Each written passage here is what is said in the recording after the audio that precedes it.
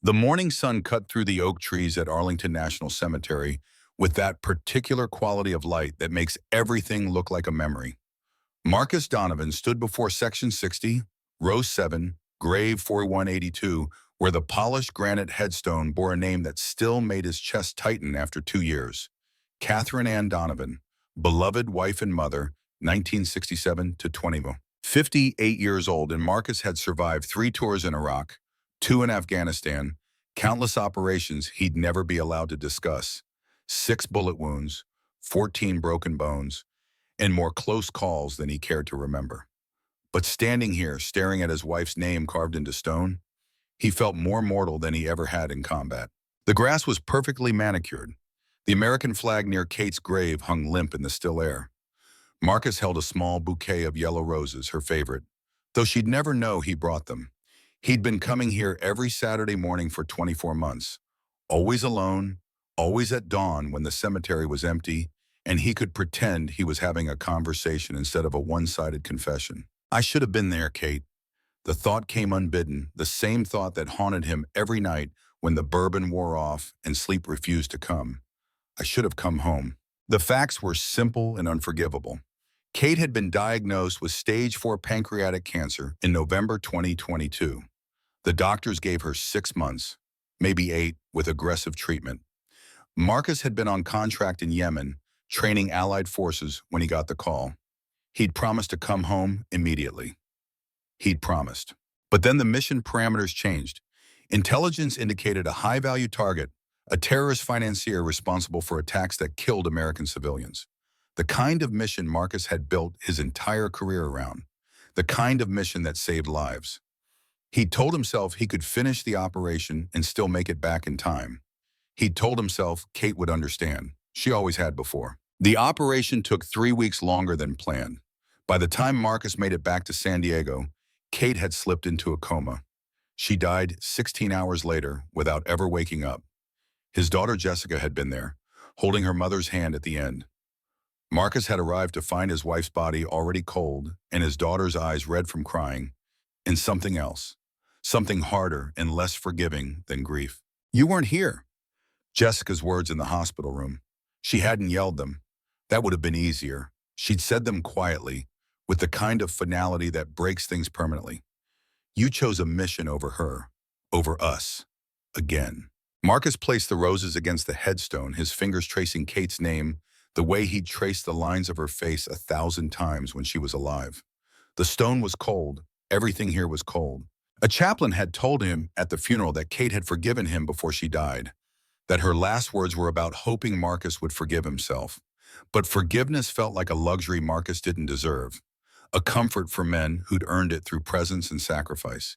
He'd sacrificed plenty, just never the right things. The cemetery was waking up now. Other visitors arriving with their own flowers and their own regrets. Marcus checked his watch, an old Rolex Submariner Kate had given him 20 years ago when he made lieutenant commander. The inscription on the back read, "Time means nothing without you." He'd understood the sentiment when she gave it to him. He understood the irony now. His phone buzzed in his pocket. Marcus ignored it. Probably Blackwater Security Solutions calling about another consulting job, another stack of paperwork that would keep him busy without keeping him engaged. For 3 years since retiring from active duty, Marcus had been going through the motions of civilian life like a man following orders he didn't believe in anymore. Wake up, eat something, go to the office, shuffle papers, go home, drink until sleep came, repeat. The phone buzzed again, then a third time. Marcus sighed and pulled it out, ready to decline the call, but froze when he saw the name on the screen. Jessica Donovan. His daughter never called. They exchanged texts maybe once a month, brief and perfunctory, the digital equivalent of strangers being polite in an elevator. The last actual conversation they had had was at Kate's funeral, and even that had been mostly silence, punctuated by things they both wanted to say but didn't. Marcus answered, "Jessica, is everything okay?" There was a pause on the other end, the kind of pause that carries weight. "Dad, I need to see you." Her voice sounded different, smaller somehow, lacking the edge of anger he'd grown accustomed to. "What's wrong?" Another pause. "I can't talk about it over the phone. Can you meet me at the VA hospital in San Diego today?" Marcus's tactical mind immediately started cataloging possibilities. Jessica was a Navy SEAL, one of the first women to complete Buddy's training and join an operational team.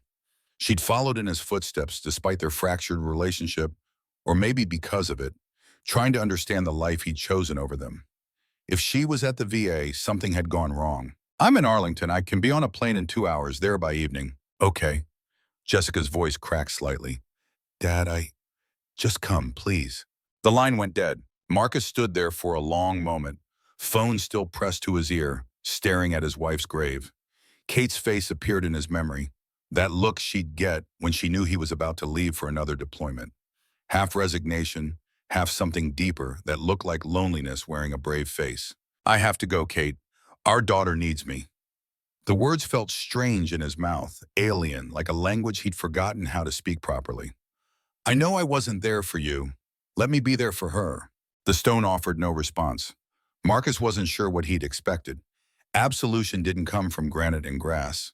It came from the living, from the people you'd failed, and they had every right to withhold it forever. He turned and walked back toward the parking lot, his gait still military straight, despite the arthritis in his left knee and the old shrapnel wound in his right hip that ached when the weather changed. 58 wasn't old by civilian standards, but in the special operations community, it might as well be ancient. Most SEALs retired by 40, their bodies too broken to continue, their minds too full of things they needed to forget. Marcus had held on longer than most, pushing his body past reasonable limits, accepting missions other operators turned down. Looking back now, he understood why. It wasn't dedication, it wasn't patriotism, it was avoidance. It was easier to run toward danger than to face the quiet disappointment in his wife's eyes every time he chose another deployment over another anniversary, another mission over another parent-teacher conference, another war over another dinner at home. The flight to San Diego took 6 hours, including a layover in Dallas. Marcus spent the time staring out the window at clouds that looked like smoke, trying not to think about all the things that could be wrong. Jessica injured, Jessica traumatized, Jessica dying. His imagination, trained by decades of worst-case scenario planning, offered 100 different disasters, each worse than the last. He tried texting her twice. No response. He called once and it went straight to voicemail. The not knowing was its own special kind of torture. The waiting worse than any firefight, because at least in combat you could do something. Take action, control variables. Here, 30,000 feet above the ground, Marcus was powerless, and powerlessness was a feeling he'd spent his entire adult life trying to avoid. The VA hospital in San Diego occupied a sprawling campus near the bay, a collection of buildings that tried to look welcoming but couldn't quite hide their institutional nature. Marcus had been here before, visiting wounded teammates, attending memorial services, checking in for his own injuries that he'd usually minimized or ignored. The place smelled like disinfectant and old coffee and something else underneath, something that might have been despair if despair had a scent. He found Jessica in the psychiatric wing on the 3rd floor, sitting in a consultation room with pale green walls and furniture that looked designed to be impossible to weaponize.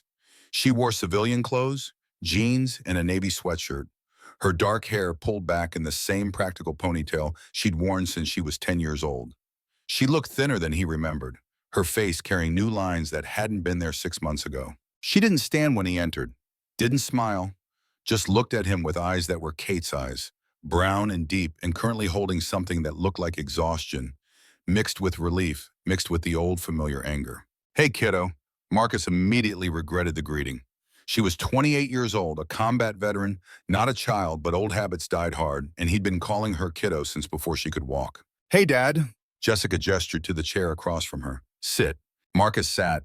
The chair was uncomfortable, probably intentionally. Through the window behind Jessica, he could see palm trees swaying in the breeze and a slice of bay water that looked deceptively peaceful. Whatever was about to happen in this room, the world outside would keep turning, indifferent to their private grief. Your team. Marcus said it as a statement, not a question. He'd learned to read the signs of post-combat trauma over 30 years of service. Jessica had all of them written across her face like a language only other operators could understand. Syria. Jessica's voice was flat, clinical, the way people talked about things too painful to feel while describing. We were doing reconnaissance on an ISIS cell, Gathering intelligence for an airstrike. Standard operation. We'd done it a dozen times before. She paused, staring at her hands. Marcus noticed they were trembling slightly. They were waiting for us. Jessica continued. Full ambush, RPCCs, machine gun fire, the works. We lost 3 men in the first 30 seconds. Thompson, Rodriguez, and Kenji. Good men. Friends. Marcus felt his chest constrict. He'd known Thompson, had met him at a SEAL reunion 2 years ago. Young kid from Nebraska with a wife and a baby daughter. Now past tense. Now a name on a wall somewhere. I'm sorry. The words felt inadequate, cheap, but what else was there to say? I'm so sorry, Jess. We extracted under fire. Jessica kept talking like she hadn't heard him, like she needed to get the story out before it choked her. Took casualties getting to the LZ. I had to leave Thompson's body behind. Had to choose between bringing him home and keeping the rest of the team alive. She looked up at Marcus finally, her eyes wet but not quite crying. What would you have done? The question hung between them like an accusation. Marcus knew exactly what he would have done because he'd made the same choice in Fallujah 15 years ago, leaving Corporal Davis behind to save 8 other men. He still saw Davis's face sometimes when he closed his eyes. Still wondered if there had been another way he'd been too stressed or too scared to see. You made the right call. Marcus said it with certainty he didn't entirely feel. You brought the living home. That's the mission. Is it? Jessica's voice cracked. Because it feels like losing. It feels like I failed them. You didn't fail anyone? Marcus leaned forward, wanting to reach across the table and take his daughter's hand, but not sure if he had the right anymore. You did what warriors have done since the beginning of time. You made the hard choice. You lived with it. That's not failure. That's survival. Like you survived? Jessica's eyes hardened slightly. Like you survived by choosing missions over Mom? Over me? Is that the lesson here, Dad? Keep surviving until everyone you love is gone? The words hit like physical blows. Marcus sat back, feeling his age in his bones. This was the conversation they'd been avoiding for 2 years. The reckoning that grief had postponed but couldn't prevent forever. No. Marcus heard his own voice, rough with emotion he usually kept locked down. That's not the lesson. The lesson is that I got it wrong. I thought the mission was everything. I thought if I could save enough strangers, it would justify missing the moments that mattered with the people I loved. He met Jessica's eyes. I was wrong. I failed your mother. I failed you. And I'd give everything, every medal, every commendation, every successful operation to have one more day with her. Jessica stared at him for a long moment. A tear finally broke free and ran down her cheek. She wiped it away angrily, the way she used to wipe away tears as a child when she fell off her bike and didn't want him to see her cry. She forgave you. Jessica's voice was barely above a whisper. Mom, before she died, when you were still in Yemen, she told me she forgave you. She said you were just trying to save the world because you didn't know how to save yourself. Marcus felt something break inside his chest, something that had been holding for 2 years. She said that? Jessica nodded. She also said she wished she could have taught you that the world starts at home, with the people who love you, not in some desert halfway around the world with people who forget your name a year after you're gone. The truth of it settled over Marcus like a weight. Kate had understood him better than he'd understood himself. She'd seen what he couldn't, that his compulsive need to serve wasn't really about patriotism or duty. It was about proving something, earning something, justifying an existence that felt somehow incomplete no matter how many medals they pinned on his chest. I don't deserve forgiveness. Marcus said it quietly. From her or from you? Maybe not. Jessica wiped her eyes again, this time less angry, more exhausted. But you're here now, that's something. For how long? Marcus asked. How long before I find another excuse to run? How long before another mission matters more than showing up? I don't know, Dad. Jessica stood up, moved to the window, stared out at the bay. That's on you. But I can tell you this. I needed my father when Mom died and he wasn't there. I need my father now and you showed up. That's progress. Not redemption, not forgiveness, just progress. Marcus stood too, his knee protesting the movement. What do you need from me? Jessica turned back to face him. I'm on medical leave. PTSD evaluation, mandatory therapy, the works. They won't clear me for duty until I'm deemed mentally fit, which could be months. She crossed her arms, defensive. I don't have anyone else, Dad. Mom's gone. You're it. You want to stay with me? Marcus tried to keep the surprise and hope out of his voice. Not want. Need. Jessica's expression softened slightly. And maybe we both need to figure out how to be a family again. Or at least try. Marcus felt something unfamiliar stirring in his chest. It took him a moment to recognize it as hope. That dangerous emotion he'd learned to suppress in combat zones where hope could get you killed. Okay, he nodded. Okay, we'll figure it out. They stood there for a moment in awkward silence. Two warriors who knew how to storm buildings and clear rooms, but had no idea how to bridge the distance between estranged family members. Finally, Jessica picked up a duffel bag from behind the chair. I'm discharged. I just needed to finish paperwork. She looked at him. You still have the house in Point Loma? Yeah. Marcus's house was more like a museum of his past life than an actual home. 3 bedrooms he never used, furniture Kate had picked out, photos he'd turned face down because looking at them hurt too much. It needs work. It needs life. But it's yours if you want it. Then let's go home. Jessica moved toward the door, then paused. Dad? Thanks for coming. Always, Marcus said, and meant it this time. From now on, kiddo, always. They drove to Point Loma in Marcus's truck, a 10-year-old Ford F-150 that had seen better days but still ran reliable. The afternoon traffic was moderate, the San Diego sun bright enough to make Marcus reach for his sunglasses. Jessica sat in the passenger seat, quiet, staring out the window at the city passing by. Marcus wanted to fill the silence with something meaningful, some wisdom that would bridge 2 years of barely speaking, but wisdom felt in short supply. So instead, he just drove, letting the quiet be what it was, a space they could both exist in without forcing words that didn't come naturally yet. The house sat on a hill overlooking the bay, a modest 3-bedroom ranch style that Kate had fallen in love with 20 years ago.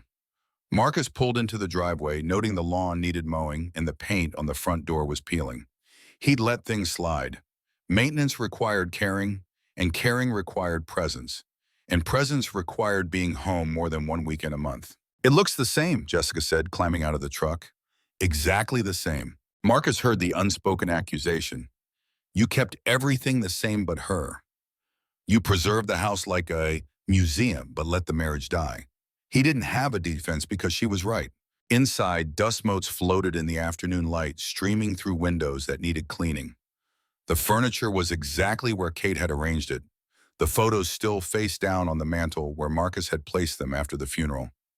The whole place had that particular staleness of a house that wasn't really lived in, just occupied occasionally by someone going through motions. Jessica set her duffel bag down in the entryway and looked around with an expression Marcus couldn't quite read. Your room is how you left it, he said, gesturing down the hallway. I haven't touched anything. She nodded and picked up her bag, disappearing down the hall without another word. Marcus heard her door close softly, that particular sound of someone wanting privacy to process things they couldn't process in public. He moved to the kitchen, opened the refrigerator, and found it nearly empty except for condiments and a 6-pack of beer that was probably expired. He'd been living on takeout and bourbon for 2 years. The kitchen was Kate's domain, and without her, it felt like trespassing to actually cook anything. His phone buzzed. Marcus pulled it out, expecting a text from Jessica, but instead saw a message from an unknown number. Mr. Donovan, my name is Jonathan Webb. I have a business proposition that requires your unique expertise. I'd like to meet tomorrow if possible. This is urgent and quite literally a matter of life and death. Marcus almost deleted it. He got messages like this occasionally. People who'd heard of his reputation and wanted to hire private security or combat training or any of the dozen things former special operations personnel got recruited for in civilian life. Usually he ignored them. Whatever Webb wanted, it was probably something Marcus had no interest in doing. But then a second message came through. I'm willing to pay $2 million for 30 days of your time. Please consider meeting with me. $2 million. Marcus stared at the number. That was serious money. The kind of money that suggested serious danger. Serious danger used to be exactly what Marcus ran toward. Now, staring at his daughter's closed bedroom door, he wasn't sure what he ran toward anymore. He texted back, "Who gave you my number?" The response came within seconds. Colonel Richard Bennett at JSOC. He said, if I needed the best, I needed you. He also said, you've been wasting your time pushing papers when you should be in the field. Bennett, Marcus hadn't heard from him in 3 years. Not since the colonel had tried to convince him to do one more contract, one more mission, One more round of saving the world while the people who loved him waited at home. What's the job? Marcus typed. Webb's response, I'd prefer to discuss in person. I'm in La Jolla. I can meet you anywhere, anytime. But Mr. Donovan, time is not on my side. People are trying to kill me, and they're very good at their jobs. Marcus looked at the closed door again. Jessica needed him here. She'd said as much. Staying here, being present, that was the right thing to do. The smart thing to do. The thing Kate would have wanted him to do. But $2 million could set Jessica up for life, could pay for the therapy she'd need, could be the kind of legacy that actually meant something instead of just medals in a box nobody looked at. And if he was being honest with himself, really honest, Marcus missed it. Missed the clarity of missions with objectives. Missed being useful. Missed being the person people called when everything went wrong because they knew he could fix it. He typed, tomorrow, Euro 800, Blackwater office downtown, come alone. Webb responded immediately. Thank you, Mr. Donovan, you're saving my life. Marcus pocketed his phone and stared out the window at the bay. The sun was starting to set, painting everything golden orange, that particular quality of light that makes you think about endings. Dad? Jessica's voice from behind him. You okay? Marcus turned. His daughter stood in the hallway, changed into sweatpants and a t-shirt, looking younger and more vulnerable than she had at the hospital. Yeah. Marcus managed something that might have been a smile. Yeah, kiddo, I'm okay. You hungry? We could order something. Pizza? Jessica suggested. Like we used to? Like we used to, Marcus agreed. They ordered pizza and ate it sitting on the couch, watching some action movie neither of them really paid attention to. Jessica fell asleep halfway through, her head dropping onto Marcus's shoulder the way it used to when she was a little girl and they'd watch cartoons on Saturday mornings. Marcus didn't move, didn't want to disturb her. He just sat there, his daughter's head on his shoulder, and tried to remember the last time he'd felt this necessary, this present, this connected to something that mattered. The movie ended. The credits rolled.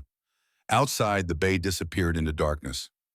Marcus carefully extracted himself from the couch and found a blanket to cover Jessica, who murmured something in her sleep but didn't wake. He walked to the mantel and, for the first time in 2 years, turned one of the photo frames right side up. Kate smiled at him from frozen time, 20 years younger, standing on this very beach with 2-year-old Jessica on her hip. Both of them laughing at something Marcus had said but couldn't remember now.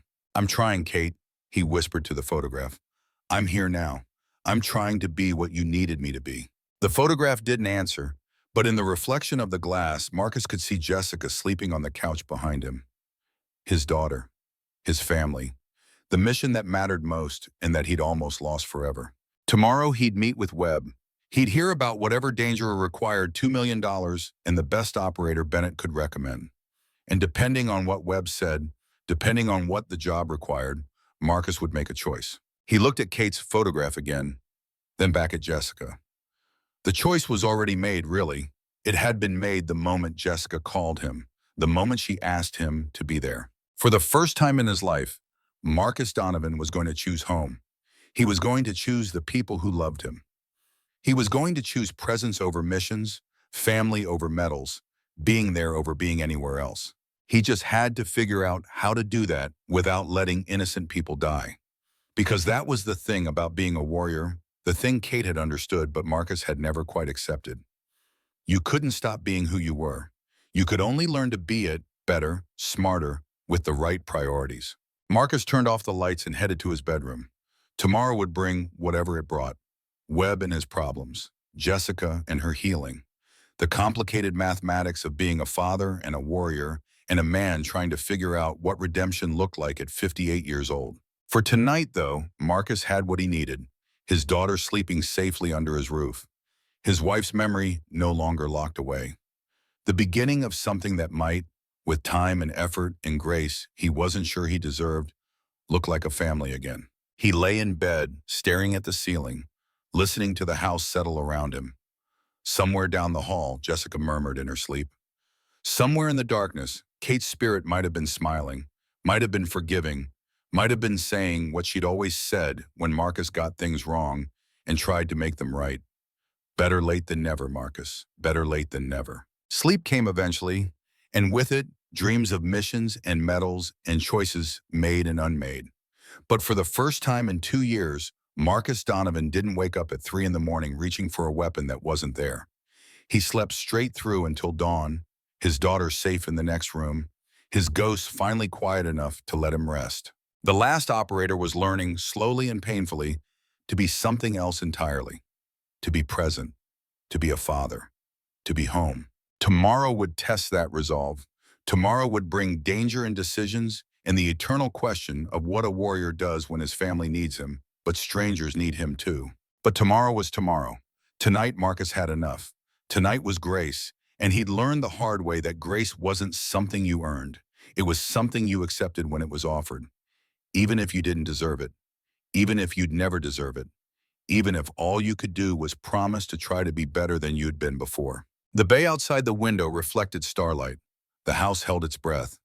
And Marcus Donovan, 58 years old and finally learning what mattered, closed his eyes and let himself rest. Marcus woke at 5:30, the way he'd been waking for 40 years, his body trained to rise before the sun, whether he wanted to or not. The house was quiet except for the distant sound of waves and the occasional car passing on the street below. He lay there for a moment, staring at the ceiling fan that needed dusting, trying to remember the last time he'd slept through the night without waking at 3 a.m. in a cold sweat, reaching for weapons that weren't there. Last night he'd slept straight through. Jessica, safe in the next room, had changed something, flipped some switch in his brain that allowed rest instead of vigilance. Marcus wasn't sure if that was progress or just exhaustion, finally catching up with a body that had been running on fumes and bourbon for 2 years. He got up, moved through his morning routine with military precision. Shower, shave, dress in clean jeans and a button-down shirt that Kate had bought him years ago. The fabric was worn soft from washing but still serviceable. Still reminded him of her hands smoothing it over his shoulders, adjusting the collar, telling him he looked handsome even when they were just going to the grocery store. The kitchen smelled like coffee by the time Jessica emerged at 6:15, wearing running gear and looking more alert than anyone should look at that hour. She'd always been a morning person, even as a kid, bouncing into their bedroom at dawn on weekends when Marcus wanted nothing more than to sleep in. Morning. She poured herself coffee, added the ridiculous amount of sugar she'd always preferred. You're up early. Meeting at 8, Marcus scrambled eggs the way Kate used to, the way Jessica liked them, slightly runny with cheese and chives if there were any. There weren't. He made a mental note to actually go grocery shopping, to stock the kitchen like a person who planned to cook instead of just survive. The job? Jessica sat at the kitchen table cradling her mug. The one worth $2 million? Maybe. Marcus plated the eggs and brought them over. Depends what he wants. They ate in comfortable silence, the kind that comes from shared history rather than shared conversation. Through the window, the bay was turning from black to gray to that particular shade of blue that promised a clear day. Sailboats bobbed at their moorings. A pelican dove for breakfast. The world continued its indifferent rotation. I'm going for a run. Jessica finished her eggs, rinsed her plate with the automatic efficiency of someone who'd spent years in military housing where you cleaned up after yourself or earned the wrath of your roommates. Clear my head. Try to remember what normal feels like. Take your phone. Marcus said it before he could stop himself, the old protective instinct kicking in. Text me when you're back. Jessica paused at the door, looked back at him with an expression that might have been amusement or might have been something softer. I'm 28, Dad. I've survived 3 combat deployments. I know. Marcus held her gaze. Humor your old man anyway. She smiled then, small but genuine. Okay. But only because you asked instead of ordered. After she left, Marcus cleaned the kitchen properly, something he hadn't done in months. He wiped down counters Kate used to keep spotless. He organized the spice rack she'd alphabetized. He threw away expired condiments and made a list of groceries that included actual food instead of just beer and frozen dinners. The act of caring for the space felt strange, almost transgressive, like he was trying to fill shoes that didn't fit anymore. But Jessica was here now. Jessica needed stability, normalcy, a home that felt like a home instead of a mausoleum. If Marcus couldn't give her anything else, he could give her that. His phone buzzed at 7:45. Webb confirming the meeting. Marcus texted back his acknowledgement, grabbed his keys, and headed downtown to the Blackwater Security Solutions office, where he'd been shuffling papers and collecting a paycheck for 3 years while slowly dying inside. The building was generic corporate, all glass and steel and modern architecture that looked impressive but felt cold. Marcus's office was on the third floor, a space he barely used because most days he worked from home, which really meant most days he pretended to work while drinking and staring at walls. Jonathan Webb arrived exactly at 8, punctual in the way that suggested military background, or at least military adjacent. He was 55. Marcus's research had confirmed that much, but looked older, the kind of older that came from stress rather than years. His suit was expensive but rumpled. His eyes had that particular hollowness of someone who hadn't slept well in a long time. They shook hands. Webb's grip was firm, but his palm was sweaty, nervous, scared, trying to hide both. "Mr. Donovan, thank you for meeting me. I know your time is valuable." Marcus gestured to the chairs in front of his desk. "Call me Marcus. And before we go any further, I need to understand what I'm getting into. Colonel Bennett said you needed the best. The best for what?" Webb settled into the chair like a man preparing for a confession. "I run Webb Energy Corporation. We're a mid-sized oil and gas company operating primarily in the Middle East. Syria, Iraq, some operations in North Africa. For the past 3 years, we've been documenting something that's going to get me killed." Marcus waited. The pause was strategic. People filled silences, especially nervous people who needed help. "Russian oil smuggling." Webb's voice dropped despite them being alone in the office. "Massive scale. The Bratva, specifically the Solonsevskaya organization, has been using Syria as a transit point to move sanctioned Russian oil into European markets. They're generating approximately $400 million annually. My company has been documenting routes, quantities, financial transfers, everything." "Why?" Marcus asked. "Why document it instead of just staying out of their way?" Webb looked down at his hands.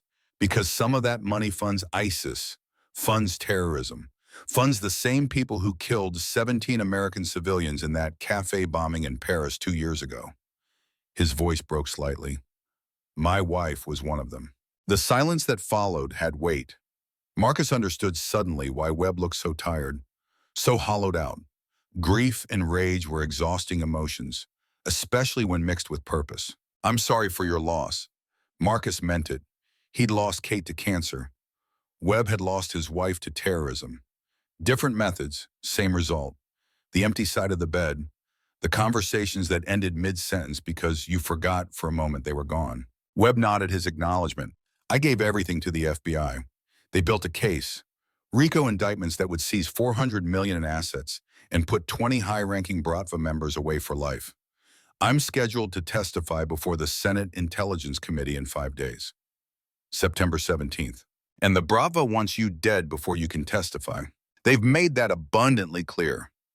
Webb pulled out his phone, showed Marcus a series of photographs. Surveillance shots. Webb leaving his office, Webb at a restaurant, Webb at home. Professional quality, multiple angles. This was from last week. Marcus studied the photos with the eye of someone who'd conducted surveillance and counter-surveillance for decades.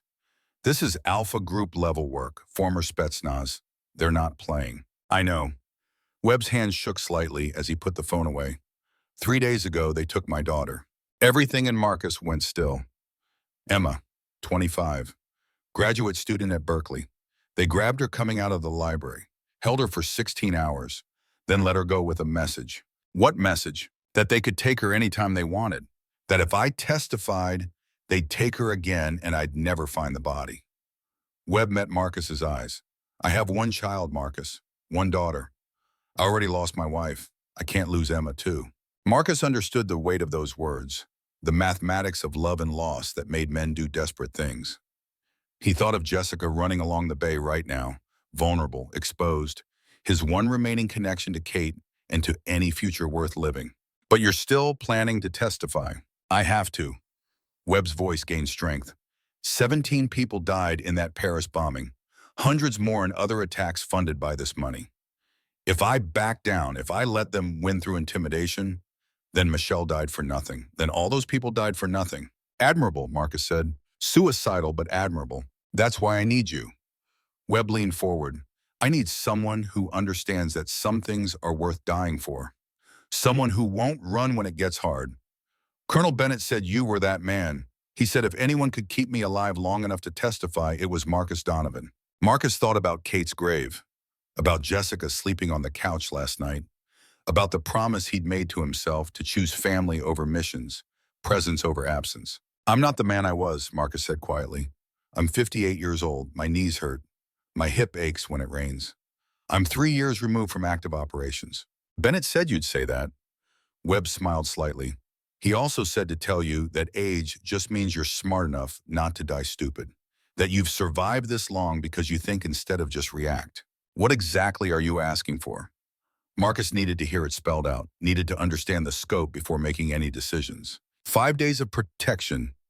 Webb counted on his fingers. Today through September 17th. I testify on the 17th. After that, the Bratva has no reason to kill me. The indictments will be filed regardless of whether I'm alive or dead. So they need to stop me before I testify. 5 days, Marcus repeated. And you're offering $2 million. $1 million up front. $1 million when I walk out of that Senate hearing alive. Webb pulled out a tablet, showed Marcus a contract already drawn up. "I've already authorized the first payment. It'll hit your account today." Marcus stared at the numbers on the screen. $2 million. That was Jessica's therapy. That was her future. That was the legacy he couldn't leave her in medals and memories. But it was also 5 days away from her when she needed him most. 5 days of choosing a stranger over his daughter. 5 days of being exactly the man Kate had died wishing he'd stopped being. "I need to think about it," Marcus said. "I don't have time for thinking." Webb's desperation showed through the cracks in his composure. "They could hit me today, tonight, any moment. I'm a dead man walking without protection." "Then give me 2 hours." Marcus stood. 2 hours to make arrangements. "If I take this job, I do it right. That means backup. That means my terms. That means you follow my orders without question." "Agreed." Webb stood too. 2 hours. "But Marcus, please understand, I'm not asking you to die for me. I'm asking you to help me live long enough to make my wife's death mean something." Marcus walked Webb to the elevator, watched the doors close on a man carrying the weight of grief and determination in equal measure. Then he stood in the hallway for a long moment, staring at his reflection in the polished steel doors. 58 years old and still running toward danger. Still choosing missions over presence. Or was he? The math was different this time. $2 million bought Jessica stability. 5 days bought testimony that might save lives. And maybe, just maybe, Marcus could do both. Be present and be useful. Be a father and be a warrior. He pulled out his phone and called the one person who might understand the impossible equation he was trying to solve. Jessica answered on the second ring, breathing hard from her run. "Dad, everything okay?" "I need to talk to you," Marcus said. "Can you come to the office?" She arrived 40 minutes later, showered and changed, still carrying that alertness that came from years of being ready to deploy at a moment's notice. Marcus had coffee waiting, the good stuff from the machine down the hall that cost $3 a cup, but actually tasted like coffee instead of burned regret. He told her everything. Webb, the testimony, the Bratva, the $2 million, the 5 days. He left nothing out because Jessica deserved the truth. Deserved to make an informed decision about whether her father was about to choose work over family again. When he finished, Jessica sat quietly for a moment, processing. Then she said something Marcus didn't expect. "Take the job." "What?" "Take it." Jessica met his eyes. "But with one condition. I'm coming with you." "Absolutely not." Marcus's response was immediate, instinctive. "You're on medical leave. You're dealing with PTSD. You need rest, therapy, recovery. What I need," Jessica's voice carried steel, "is to feel useful again. To do something that matters instead of sitting in therapy sessions talking about feelings I'm not ready to feel." The words came faster now, more urgent. "Dad, I've spent 3 weeks since Syria doing nothing but thinking, replaying the ambush, second-guessing every decision, staring at Thompson's empty seat in the ready room." "Jess, I'm a Navy SEAL," Jessica cut him off. "That's not just what I do. That's who I am. And right now, I don't know who I am anymore. But protecting someone who's trying to do the right thing, that I understand. That gives me purpose while I figure out the rest." Marcus wanted to argue, wanted to protect her from danger, from violence, from everything she'd already seen too much of. But looking at his daughter, he saw himself at 28, saw that same need to matter, to serve, to justify existence through action. And he saw something else too, an opportunity, not to choose between family and mission, but to integrate them, to work alongside his daughter for the first time, to show her through action instead of words that he could be present, engaged, trusted.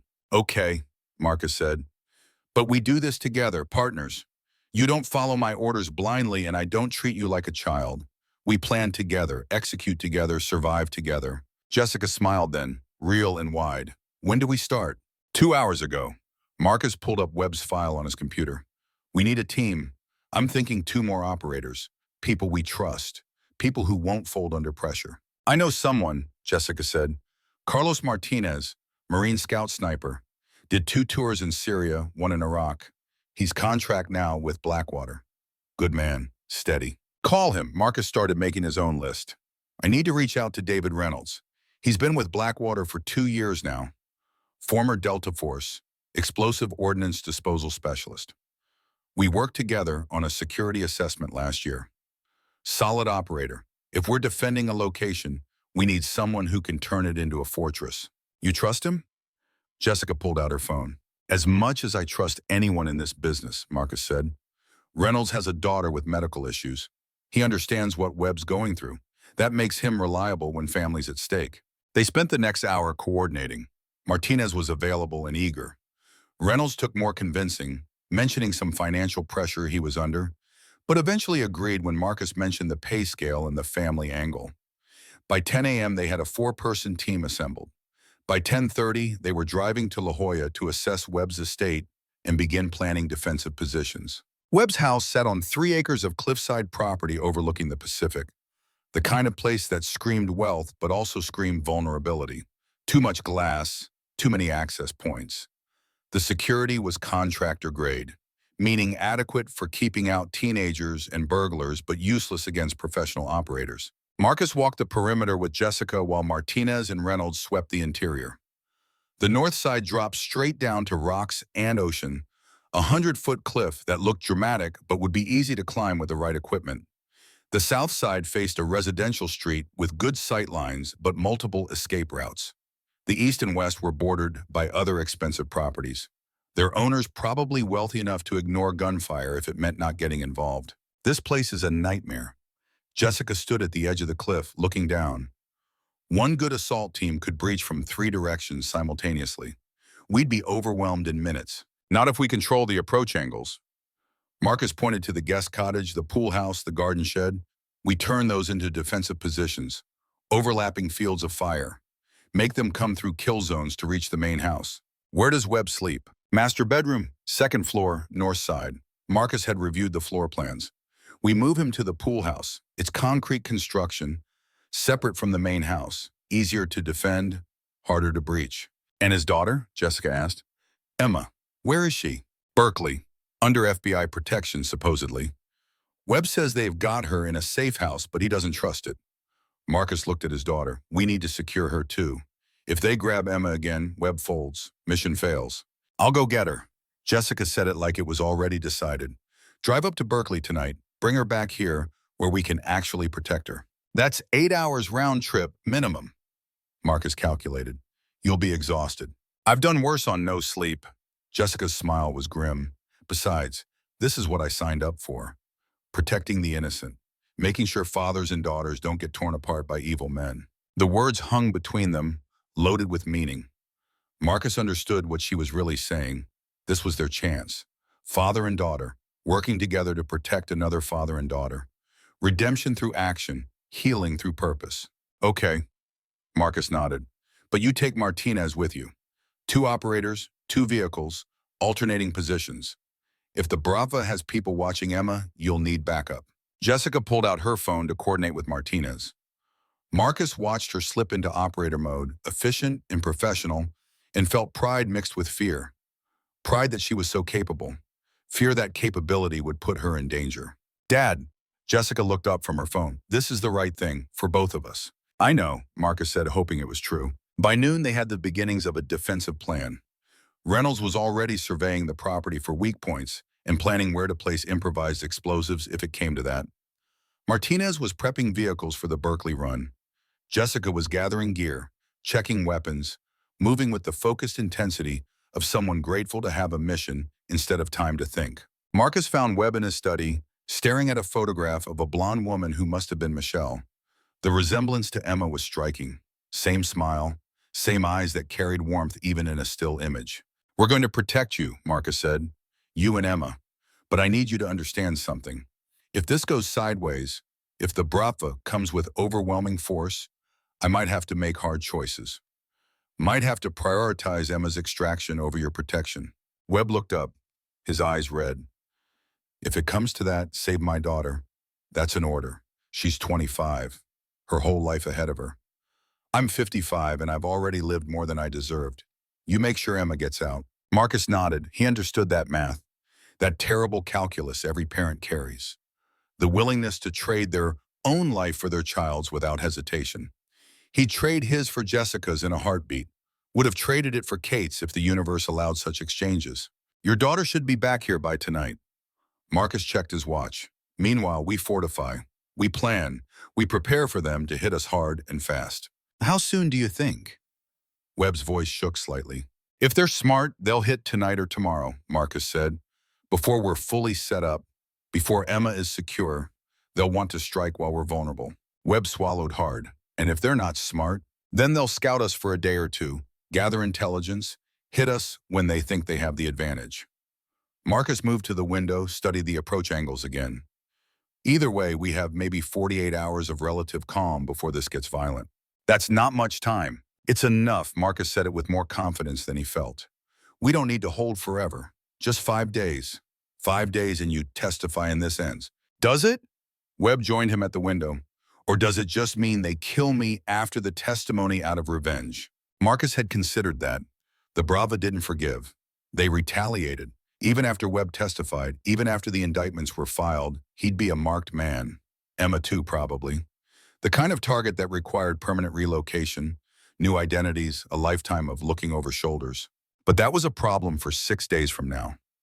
Right now, Marcus needed to focus on keeping everyone alive through the next 5. "One crisis at a time," Marcus said. "Let's survive this week first." By 3 p.m., Jessica and Martinez were on the road to Berkeley. Reynolds had finished his initial security assessment and was drawing up plans for defensive improvements. Marcus was coordinating with Blackwater for additional equipment and backup options if things went completely wrong. His phone rang at 4, unknown number. Marcus almost didn't answer, but instinct made him pick up. "Mr. Donovan." The voice was male, accented, cultured Russian, but educated. "My name is Alexei Volkov. I believe you've recently agreed to protect Jonathan Webb." Marcus's blood went cold. He gestured at Reynolds to start a trace, though he knew it would be useless. Men like Volkov didn't make calls that could be traced. "How did you get this number?" Marcus kept his voice neutral. "Please." Volkov's tone suggested amusement. "I have resources that would surprise you, but that's not important. What's important is that we speak frankly, professional to professional." "About what?" "About the fact that you're a widower. About the fact that you lost your wife 2 years ago to cancer. About the fact that you're trying to rebuild a relationship with your daughter Jessica, who is coincidentally currently driving north on I-5 with Carlos Martinez. Blue Ford Explorer, license plate 7, Charlie Golf Mike 429. Should arrive in Berkeley around 8 p.m. Marcus's hand tightened on the phone. "If you touch her, I will kill you." Volkov laughed, not cruel but genuinely amused. "Mr. Donovan, I'm not calling to threaten your daughter. I'm calling to save her life. You and I, we're the same. Widowers, warriors, men who've lost what matters most. I lost my wife Irina 3 years ago. Same cancer that took yours. I understand your pain. What do you want?" "I want you to walk away." Volkov's voice became serious. "Webb is a dead man. His testimony threatens $400 million in operations that employ thousands of people across 3 continents. Nothing personal against him, but business requires his silence. Permanent silence." "So you murder him and everyone around him," Marcus said flatly. "I prefer the term strategic elimination." Volkov paused. "But here's what I'm offering you. Walk away from Webb. Take your daughter somewhere far from California. In exchange, I let you both live. I even pay you the $2 million Webb promised as compensation for your inconvenience." "You'd pay me to let you kill my client."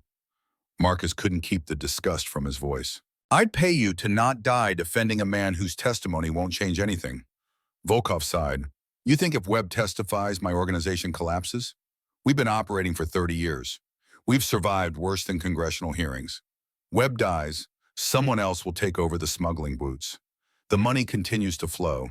The only difference is whether you and your daughter are alive or dead. Marcus thought about Jessica on the road, about Emma, vulnerable in Berkeley, about Webb, determined to make his wife's death mean something, about the mathematics of survival versus principle. No, Marcus said, I gave my word. I don't break it. Then you're a fool. Volkov's voice hardened. I'm 52 years old, Mr. Donovan. I've outlived better operators than you by knowing when to fight and when to walk away. You're choosing death. Worse, you're choosing your daughter's death. For what? $2 million? Principle? The testimony of a man who's already lost everything that mattered? For the same reason you'd want if someone killed your wife, Marcus said quietly. Justice. Meaning. The belief that good men standing against evil actually matters. Admirable, Volkov said. Foolish but admirable. I want you to know something, though. When I kill you, and I will kill you, it won't be personal. It will be professional. You're standing between me and a mission objective, nothing more. Then why call? Why offer me a way out? Because I respect what you are. Volkov's voice carried something that might have been genuine regret. Because in another life, we might have served together. Because you remind me of who I was before my wife died. Before I stopped believing that anything mattered beyond survival and profit. Maybe that's your tragedy, not mine, Marcus said. Perhaps. Volkov was quiet for a moment. You have until midnight tonight to change your mind. Walk away. Protect your daughter. Live long enough to actually rebuild that relationship instead of dying for a stranger's vendetta. After midnight, the offer expires and we proceed with eliminating Webb and anyone protecting him. And Emma? Marcus asked. Webb's daughter. You said you're a widower. You understand what daughters mean. Would you kill her too? Only if necessary, Volkov said. I'm not a monster, Mr. Donovan. I'm a businessman making business decisions. But if Emma stands between me and my objective, yes, I'll kill her. Just as I'll kill you. Just as I'll kill anyone who interferes with what needs to happen. Then I guess we understand each other, Marcus said. Come midnight, come daylight, come whenever you want. We'll be ready. I hope you are, Volkov said. For your daughter's sake, I truly hope you are. But hope rarely survives contact with reality. Goodbye, Mr. Donovan. I'll see you soon. The line went dead. Marcus stood there, phone still pressed to his ear, staring out at the Pacific Ocean as it turned from blue to gold in the late afternoon sun. Volkov knew everything. Jessica's location, Martinez's vehicle, the stakes involved. They weren't dealing with street thugs or amateur criminals. They were dealing with Alpha Group level intelligence and Spetsnaz level operators. Reynolds looked up from his laptop where he'd been trying to trace the call. Nothing. Bounced through 6 different VPNs across 4 continents. Ghost. Marcus nodded. He'd expected nothing less. Call Jessica. Tell her to vary her route. No straight line to Berkeley. Add 2 hours to the trip if necessary. If they've got surveillance on her, we need to know now. You think Volkov will hit them on the road? Reynolds' expression was grim. I think Volkov is smart enough to hit us wherever we're weakest. And right now, that's Jessica and Martinez alone on a highway in a vehicle he knows the description of. Reynolds pulled out his phone to make the call. Marcus walked back to the window, watched the waves crash against the cliff below, and thought about Kate. About the choices he'd made that led to her dying alone. About the choice he was making now that might lead to Jessica dying while he stood helpless hundreds of miles away. But what else could he do? Webb deserved protection. Emma deserved safety. And Jessica, despite her PTSD and her trauma, deserved to feel useful again, to have purpose, to matter. Taking that away from her, forcing her to sit in safety while he took all the risks, that wasn't protection. That was suffocation. So Marcus made his peace with the decision. Jessica was a warrior. Warriors chose danger over safety when the stakes were high enough. All he could do was make sure she had support, had backup, had her father ready to move heaven and earth if she needed him. His phone buzzes. Text from Jessica. Got your message from Martinez. Varying route, adding 3 hours. Probably won't reach Berkeley until 11.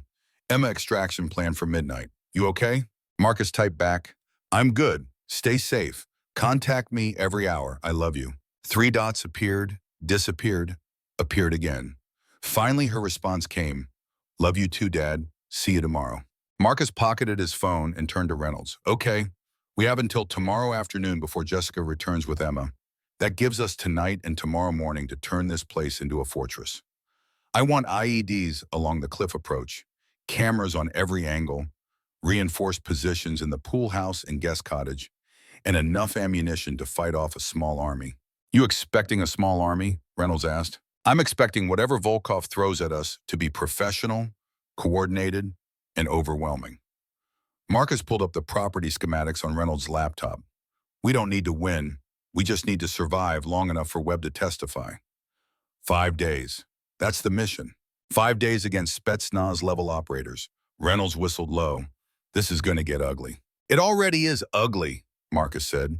We're just making sure we're the ones still standing when the ugly ends. They worked through the evening, transforming Webb's luxury estate into a defensive position.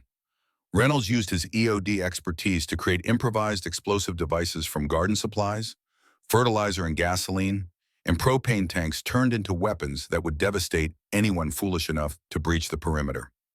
Marcus repositioned cameras, established communications protocols, planned fallback routes and extraction points.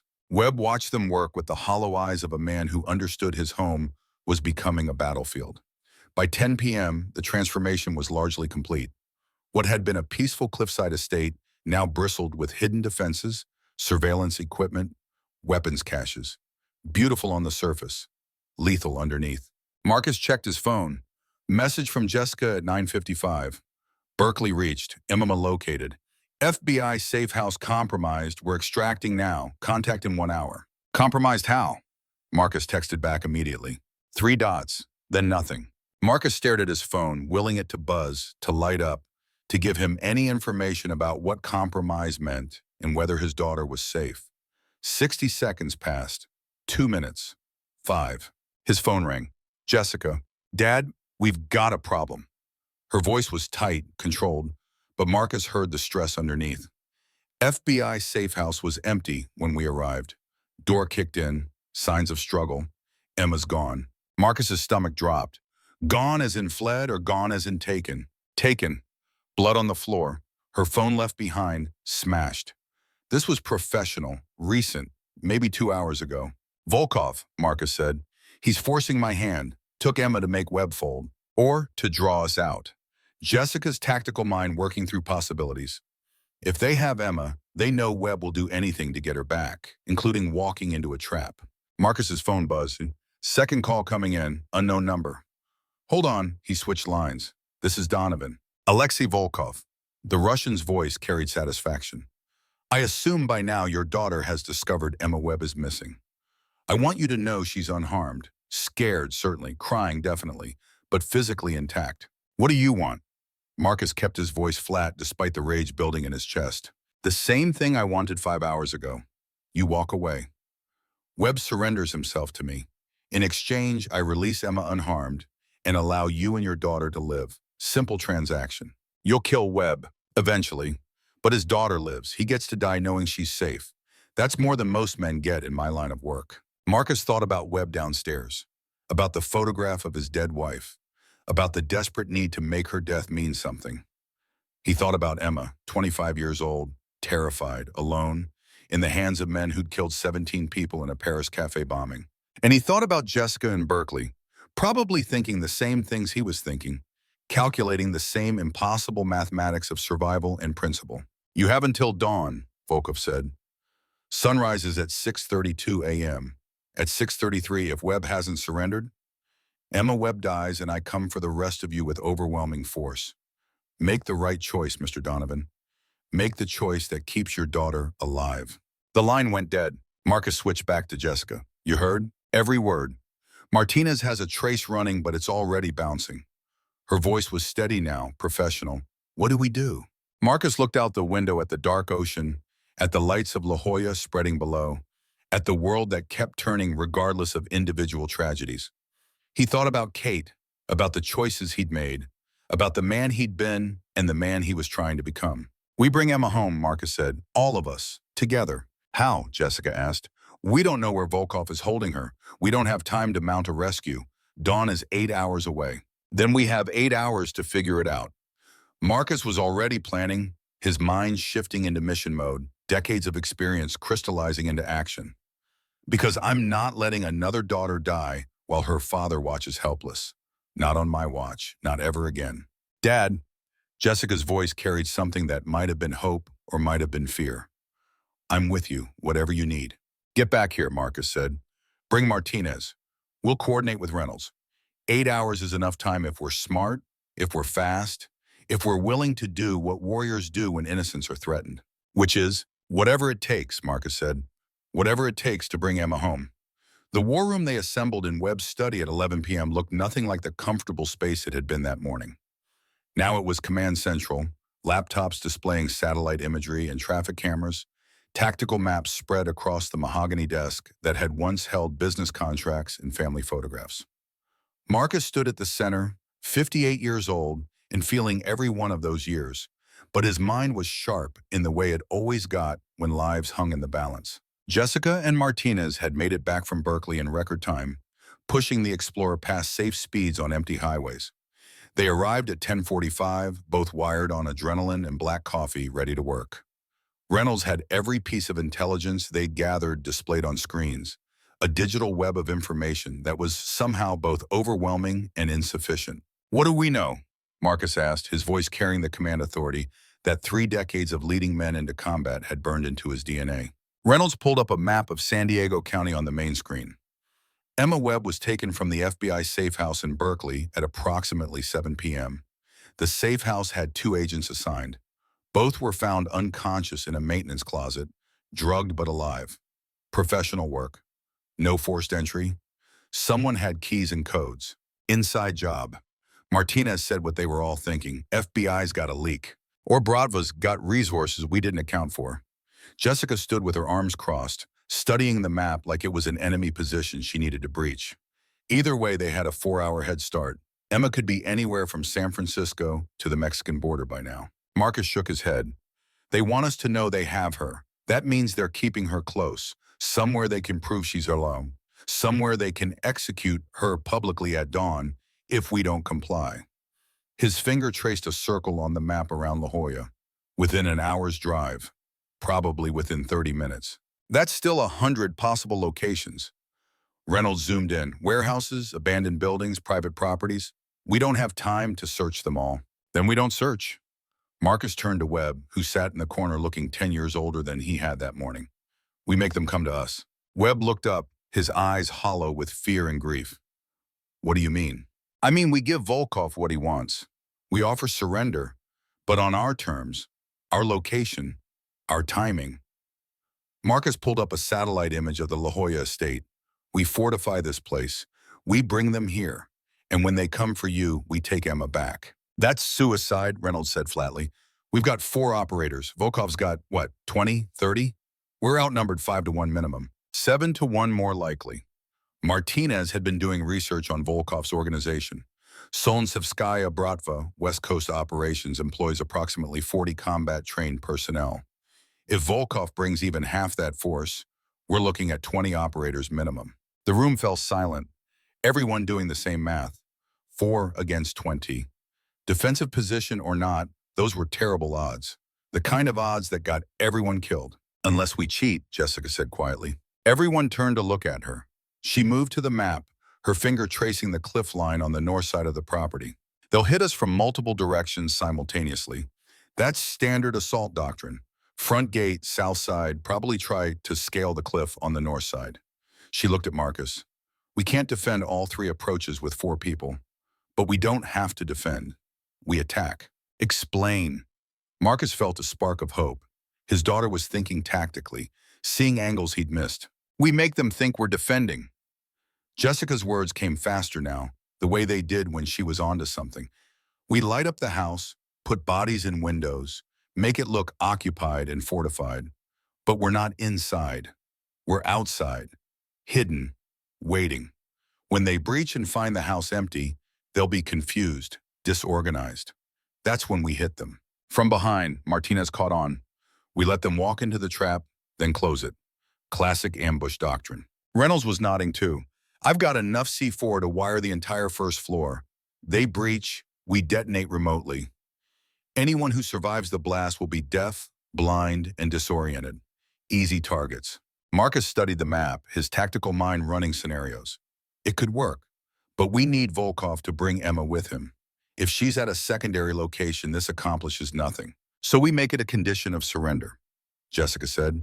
Webb surrenders himself personally, but only if Emma is present and released first. Father for daughter trade. Volkov's ego won't let him refuse. He'll want to watch Webb's face when he realizes he's trading his life for hers. Webb stood up, his voice shaking but determined. I'll do it. Whatever you need. If my death brings Emma home safe, that's an acceptable trade. Nobody's dying if I can help it. Marcus met Webb's eyes. But I need you to trust me. Trust us. Can you do that? Webb nodded.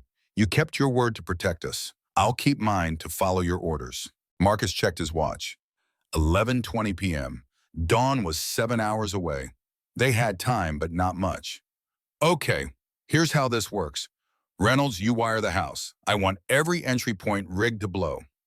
Jessica and Martinez, you establish hide positions with overlapping fields of fire. I'll contact Volkov and set terms. What if he says no? Reynolds asked. What if he just kills Emma at dawn and comes for us anyway? Then we hunt him down and kill everyone he's ever loved. Marcus said it quietly, with absolute certainty, but he won't say no. Men like Volkov have egos. They want witnesses. They want Webb to know he failed, to die knowing his daughter watched him surrender. He'll bring Emma. His mistake will be thinking we're actually surrendering. They moved with practice, efficiency, each person knowing their role, executing without hesitation. Reynolds disappeared into the house with his demolitions kit, moving through rooms like a ghost, placing charges with the precision of someone who'd done this 100 times in 100 different war zones. Jessica and Martinez began constructing hide positions in the garden, using natural terrain and landscaping to create concealment that would be invisible to attackers until it was too late. Marcus found himself alone with Webb on the second-floor balcony, looking out at the dark ocean. The older man was shaking slightly, probably from stress and fear, and the terrible knowledge that his choices had led to his daughter being held hostage by monsters. She looks like her mother, Webb said quietly, pulling out his phone to show Marcus a photograph. Same smile, same eyes. Michelle used to say Emma got all her good qualities from her and all her stubbornness from me. Marcus studied the photo. Emma Webb at her graduation, cap and gown, holding a diploma and laughing at something off camera. 25 years old, her whole life ahead of her. He thought of Jessica at that age, thought of all the times he'd missed, all the moments he'd traded for missions that seemed important at the time, but felt hollow now. We're going to get her back. Marcus handed the phone back. I give you my word. Why are you doing this? Webb looked at him. I'm paying you, yes, but it's more than money. You're risking your daughter's life for mine. Why? Marcus considered the question, staring out at the dark water. Because for 2 years I've been living like a dead man, going through motions, drinking away memories, voiding my daughter because I couldn't face what I'd lost, what I'd failed to be. He paused. Your daughter gives me a chance to be what I should have been for mine. A father who shows up, a father who fights, a father who doesn't let the people he loves down when they need him most. Webb was quiet for a long moment. Michelle would have liked you. She always said the measure of a man wasn't how he won, but how he fought when losing was the only option on the table. Smart woman, Marcus said. The smartest. Webb's voice broke. I should have been with her in Paris. Should have been at that cafe. Maybe if I'd been there, I could have done something. Protected her. Taken the bullet meant for her. Or you'd both be dead and Emma would be an orphan. Marcus turned to face him. The past is written. We don't get to change it. All we control is what we do right now, this moment, with the time we have left. Do you believe that? Webb asked. Do you really believe we can change the ending? Marcus thought about Kate's grave, about Jessica asleep on his couch, about Reynolds rigging explosives and Martinez checking weapons, and his daughter planning an ambush that might save Emma Webb's life or might get everyone killed. I believe we have to try, Marcus said, because the alternative is giving up. And I spent 2 years giving up. I'm done with that. His phone buzzed. Marcus pulled it out, saw the message from Reynolds. Ground floor wired, moving to second floor, ETA 30 minutes. Marcus texted back his acknowledgement, then pulled up a new message to an unsaved number. The one Volkov had called from hours earlier. He typed carefully, knowing every word mattered, knowing this message would set everything in motion. Volkov, this is Donovan. You win. Webb surrenders. But I have conditions. Emma must be present, unharmed, and released before Webb is handed over. The exchange happens at Webb's estate at 0500 hours. You bring 20 men or you bring 2, I don't care. But Emma walks free before Webb walks to you. These terms are non-negotiable. Respond within 1 hour or the offer expires and we go to war. He hit send and watched the message disappear into the digital void. Webb stood beside him, barely breathing, waiting for a response that would determine whether his daughter lived or died. The response came in 45 minutes. Marcus's phone lit up at 12:05 a.m. He opened the message, read it twice, then showed it to Webb. Agreed, 0500 hours. I will bring Emma. You will surrender Webb. Your daughter and your team will leave the property unarmed before the exchange. If I detect any weapons, any ambush, any deception, Emma dies first and then everyone else. Be smart, Donovan. Don't let pride kill people you love. Marcus stared at the message, reading between the lines. Volkov suspected a trap. Of course he did. He wasn't stupid. But his ego demanded he show up anyway. Demanded he take the victory. Demanded he watch Webb surrender and prove that the Bratva couldn't be beaten. That ego would be his downfall. Marcus sent the final message. See you at dawn. Then he gathered the team in the war room. Reynolds had finished wiring the house. Every entry point now had enough explosive to turn breach points into kill zones. Jessica and Martinez had established 3 separate hide positions, each with clear sight lines to the main house and each other. The chess pieces were in position. Volkov accepted the terms. Marcus said, 0500 hours. He brings Emma, we give him Webb. But he's not stupid. He suspects an ambush. His message specifically said we all have to leave the property unarmed before the exchange. Which we're not going to do, Jessica said. Which we're absolutely not going to do. Marcus pulled up the tactical map. Here's how this plays. At 04:45 hours, Webb and I will be visible on the front lawn. You 3 will already be in hide positions. Weapons ready, commas active. Volkov arrives at 0500 with Emma and his assault team. How many do you think he'll bring? Martinez asked. All of them, Marcus said. He's not taking chances. 25, 30 operators minimum. He'll surround the property, put snipers on high ground, establish kill zones. He'll do everything right because he's been doing this for 30 years. Then how do we win? Reynolds looked skeptical. Even with the C4, even with surprise, we're outnumbered 6 or 7 to 1. We win because Volkov has to play by rules we don't. Marcus tapped the screen. He has to keep Emma alive until the exchange. That means she's in a vehicle, probably the lead vehicle, probably with minimal guards because he doesn't want to look weak. The moment Emma is clear, the moment she's safe, we don't have to play nice anymore. We blow the house, Jessica said, understanding. Everyone inside or near it goes down. That cuts his numbers by half minimum. And anyone who survives, we engage from hide positions. Martinez traced the sight lines on the map. Crossfire. They won't know where we are until it's too late. What about Webb? Reynolds asked.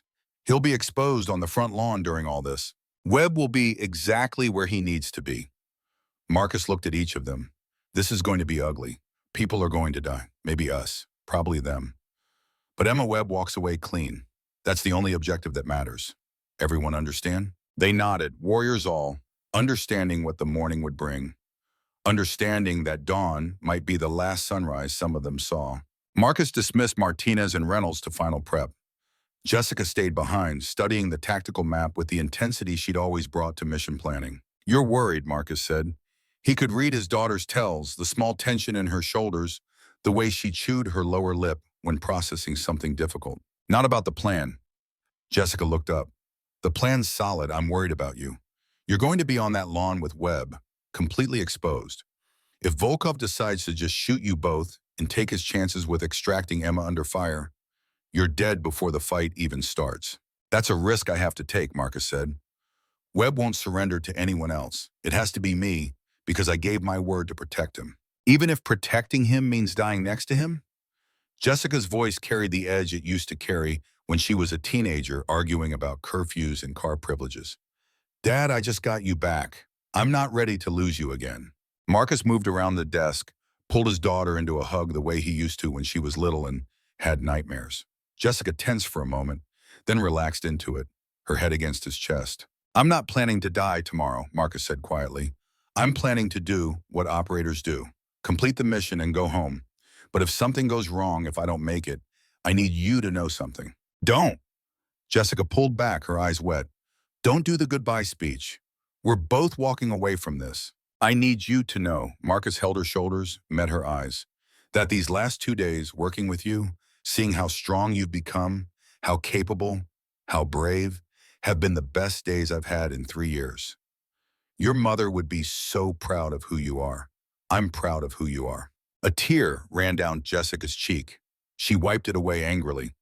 You don't get to make me cry before a mission. That's against protocol. Since when do we follow protocol? Marcus smiled. We're Donovans. We make our own rules. Jessica laughed despite herself, then sobered.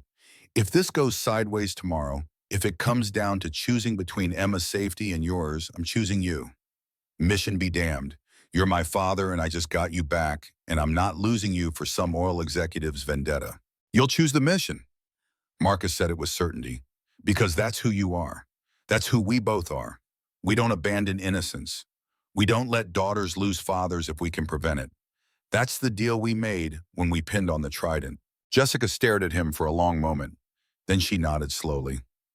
Okay, but you better not die on me because I've got years of father-daughter bonding planned, and you don't get to skip it by being heroic. Deal. Marcus pulls her into another hug. Now get some rest. 0400 comes early. Jessica left to catch a few hours of sleep. Marcus tried to do the same, but sleep wouldn't come. He lay on the couch in Webb's study, staring at the ceiling, thinking about Kate, about all the times he'd chosen missions over her, about whether she'd be proud of what he was doing tomorrow or disappointed that he was still running toward danger instead of choosing safety. But this felt different. This wasn't running from family. This was standing with family, shoulder to shoulder with his daughter, fighting for something that mattered. This was being present, engaged, all in. This was what Kate had always wanted him to be. Available, committed, showing up when it counted. He must have dozed eventually because he woke to Reynolds shaking his shoulder. It's 0400, sir. Time to move. Marcus sat up, his body protesting. 58 years old and sleeping on couches was punishment his back didn't forgive easily. He stood, worked the kinks out, and moved through the dark house to where the team was assembling. Everyone was suited up in tactical gear, weapons ready, faces painted with camouflage that made them look like shadows. Jessica checked her rifle for the third time, a nervous habit from her SEAL training. Martinez tested his night vision scope. Reynolds carried the detonator for the C4 like it was made of glass. Webb appeared from upstairs, dressed in simple clothes, no armor, no protection. He looked like a man walking to his own execution, which in a way he was. The difference was he'd be walking away from it if everything went according to plan. Marcus checked his watch. 0415, 45 minutes until Volkov's arrival. Positions everyone. Comms check in 5 minutes. Jessica hesitated, then stepped forward and hugged Marcus quickly, fiercely. Be smart out there. Always am, Marcus lied, because being smart would mean not standing on an open lawn waiting for Russian mobsters to arrive, but sometimes smart took a backseat to necessary. The team dispersed into the pre-dawn darkness. Martinez to the north hide position with his sniper rifle, Reynolds to the east with the detonator and an AR-15, Jessica to the south with overlapping sight lines to both positions. All of them invisible, professional, ready. Marcus and Webb walked to the front lawn as the sky began to lighten in the east. Not sunrise yet, but that particular gray that comes before dawn when the world is caught between night and day. They stood in the open, two men with targets on their backs, waiting for the devil to arrive. You're a good man, Marcus Donovan, Webb said quietly. Better than I deserve. You deserve a daughter who doesn't have to bury her father. Marcus kept his eyes on the road. That's what you deserve. That's what we're going to make sure happens. At 0455, vehicles appeared on the road. 4 black SUVs moving in formation, professional and coordinated. They stopped at the gate, and a moment later the gate swung open. Someone had the codes. Someone had been planning this. The SUVs rolled up the driveway slowly, deliberately. Marcus counted operators as they emerged. 6 from the first vehicle, 6 from the second, 5 from the third. The fourth vehicle stayed closed. 23 visible operators, all armed, all moving with the fluid precision of Spetsnaz training. And then Alexei Volkov stepped out of the fourth vehicle. He was exactly what Marcus expected. 52 years old, silver hair, expensive suit under tactical vest, moving like a man who'd spent his life in combat zones. His eyes found Marcus immediately, and something like respect flickered across his face. "Mr. Donovan," Volkov's voice carried in the morning stillness.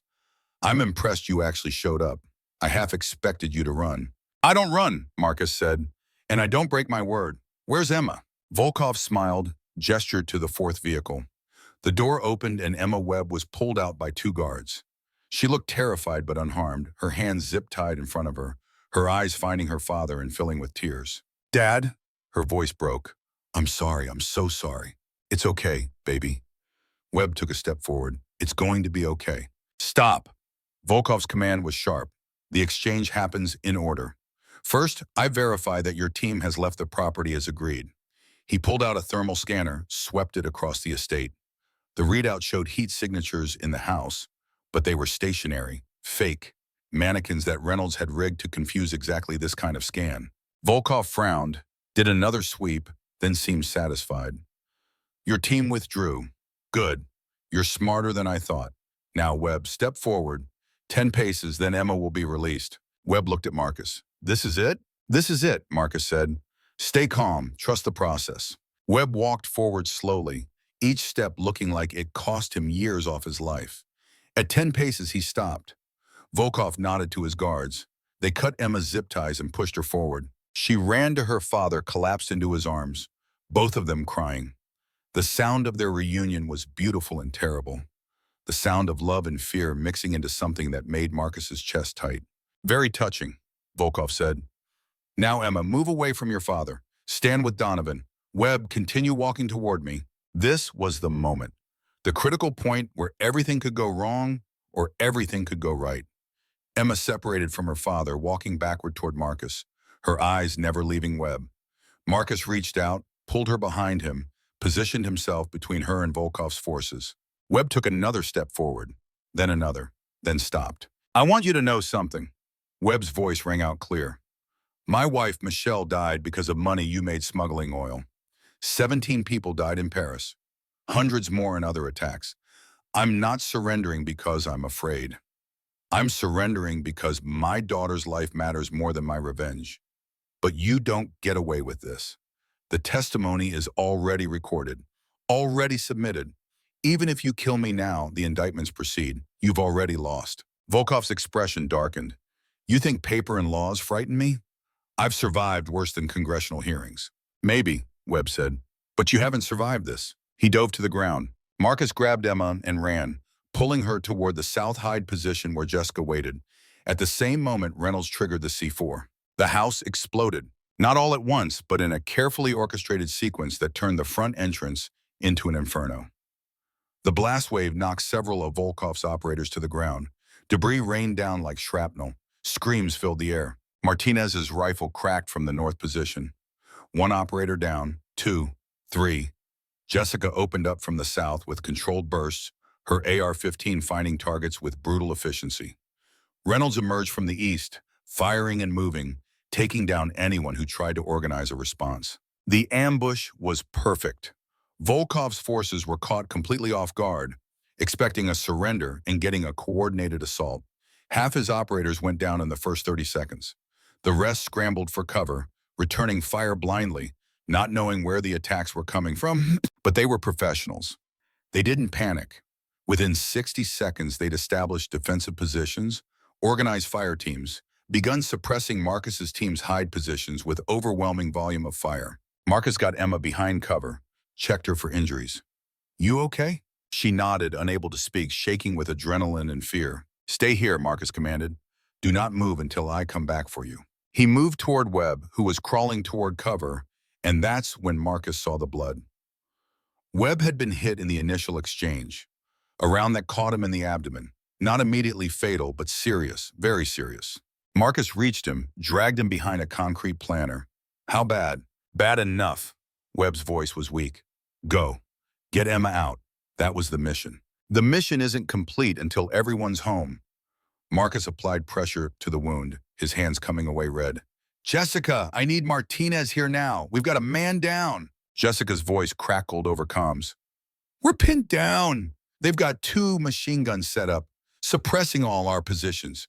We can't move. Marcus looked at Webb, at the blood pooling beneath him, at the man who'd hired him to do an impossible job and was now dying because Marcus's plan had put him in the open. I'm sorry, Marcus said. This is my fault. No. Webb grabbed Marcus's vest with surprising strength. This is exactly what I wanted. Emma's alive. She's safe. That's all that matters. Get her out of here, please. Another burst of gunfire. Martinez's voice on comms. I'm taking fire from the cliff position. They've got a sniper up there. Marcus's tactical mind raced through options. They'd hurt Volkov's forces badly, but not badly enough. There were still 12 to 15 operators combat effective, and they were organizing, adapting, preparing to overrun the hide positions. The element of surprise was gone. Now it was just mathematics. 4 operators against 15. Even with defensive positions, even with superior training, those numbers meant death. Unless Marcus changed the math. He made the decision in the space between heartbeats. The kind of decision warriors made when winning wasn't possible but losing wasn't acceptable. The kind of decision that saved lives by spending one. Jessica. Marcus spoke into his comms with absolute calm. I'm going to draw their fire. All of it. When they focus on me, you extract Webb and Emma. Get them to the vehicles. Get them out. Dad, no. Jessica's voice carried panic. That's suicide. We can fight our way out together. There's no together that wins this. Marcus checked his weapon. 30 rounds left in his primary mag. 2 more mags on his vest. 90 rounds. Enough for what he needed to do. You're the mission now. You get Emma and Webb to safety. That's an order, Lieutenant.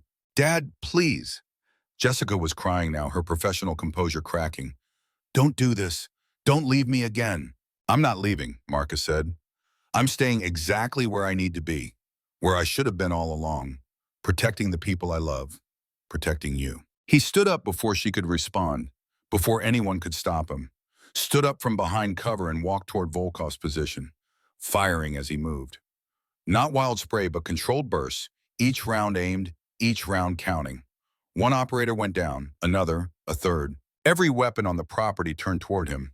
Machine gun fire, rifle fire, pistol fire, all of it converging on the 58-year-old man walking calmly across an open lawn like he was immortal or insane or some combination of both. Marcus felt the first round hit his left shoulder, spinning him slightly. Pain exploded through his body, but he'd been shot before. 3 times in his career. His body knew this sensation, knew how to compartmentalize it, knew how to keep functioning despite trauma. The second hit his right thigh, buckling his leg. Adrenaline flooded his system instantly, the body's natural response to catastrophic injury. His vision narrowed, focusing only on targets. Time seemed to slow, each second stretching into multiple heartbeats. He went down to one knee but kept firing. 4th operator down. 5th. His rifle clicked empty. He dropped it, drew his sidearm, kept shooting. The pain was distant now, abstract. His nervous system flooded with enough adrenaline and endorphins to mask everything except the immediate need to survive, to fight, to buy seconds that became minutes for Jessica to save Webb and Emma. Marcus knew from experience he had maybe 90 seconds before shock set in, before blood loss would make him lose consciousness. He'd been here before in Fallujah, in Kandahar, knew exactly how much time a human body could function after critical wounds. He used every second. Another round hit his chest, knocking him onto his back. His vest caught most of it, but he felt ribs crack, felt breath leave his lungs in a rush that wouldn't quite return. The sky above him was lightening rapidly now, dawn arriving right on schedule, indifferent to the violence beneath it. Marcus heard Jessica screaming his name, heard engines starting, heard the blessed sound of vehicles driving away, taking Webb and Emma to safety, taking his daughter to survival. Volkov appeared above him, looking down with an expression that might have been respect or might have been pity. You foolish old man, you could have lived. No. Marcus's voice came out wet, probably blood in his lungs. I could have existed. This is the first time I've lived in 3 years.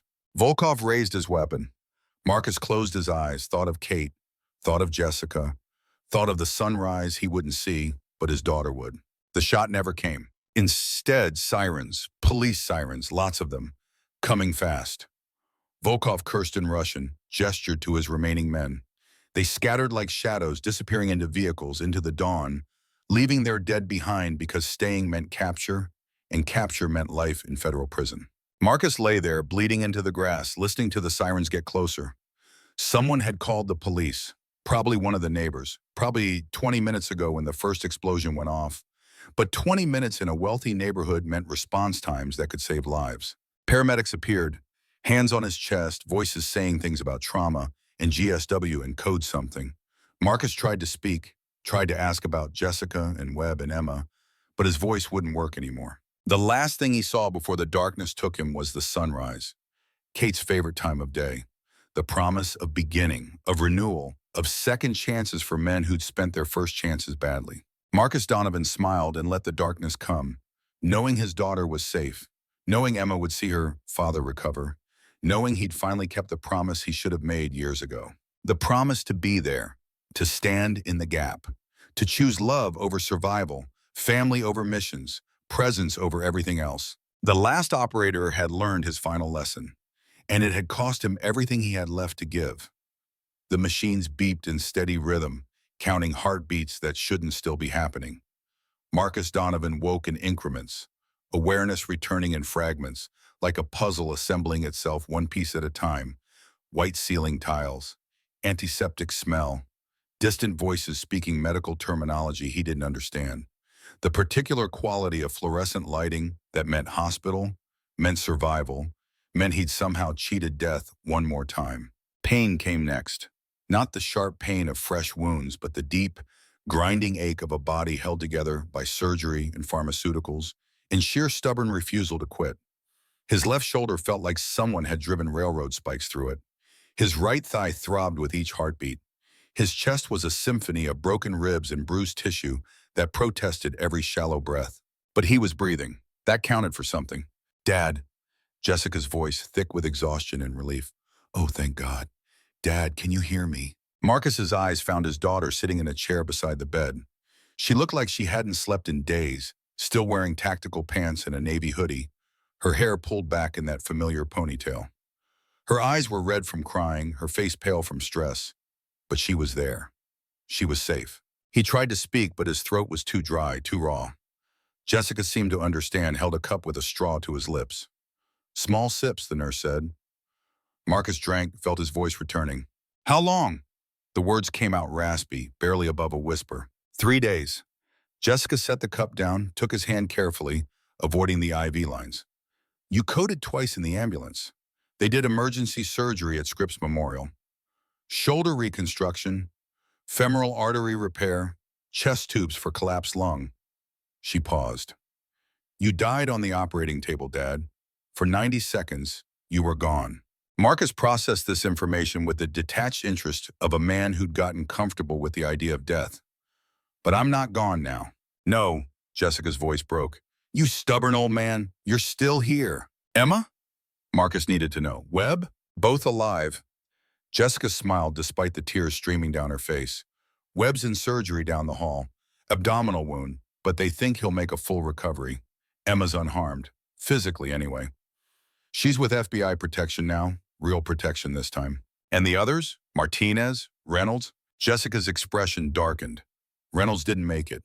Took a machine gun burst covering our extraction. Martinez is in ICU with a collapsed lung and shrapnel wounds, but he'll survive." She squeezed Marcus's hand. "You saved us, Dad. All of us.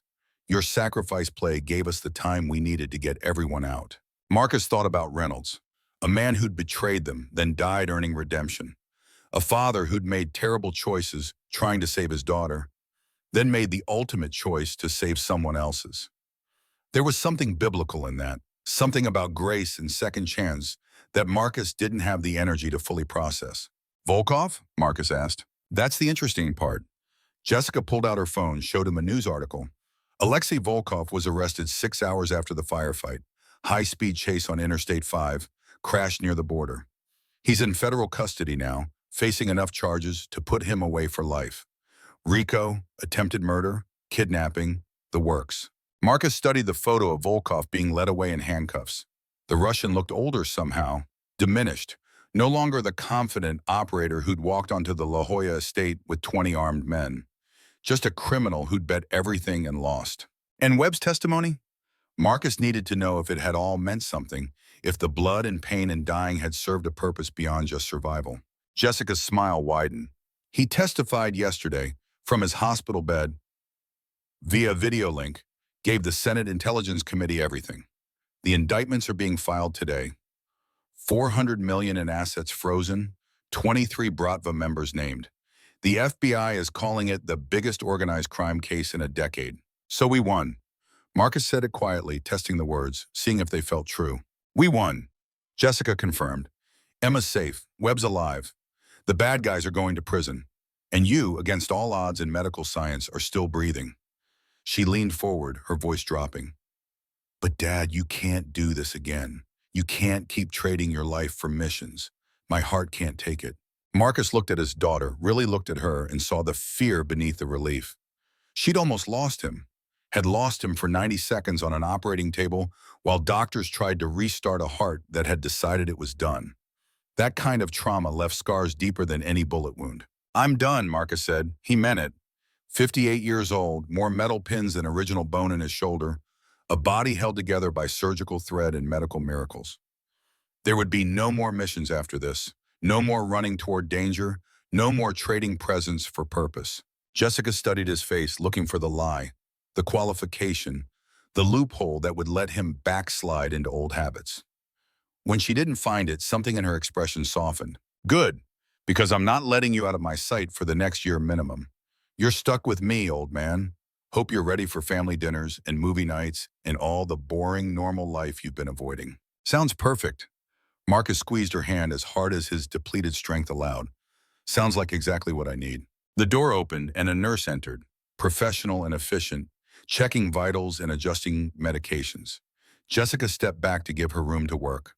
Marcus watched his daughter move to the window, staring out at the San Diego skyline like she was memorizing it, banking the image against future loss.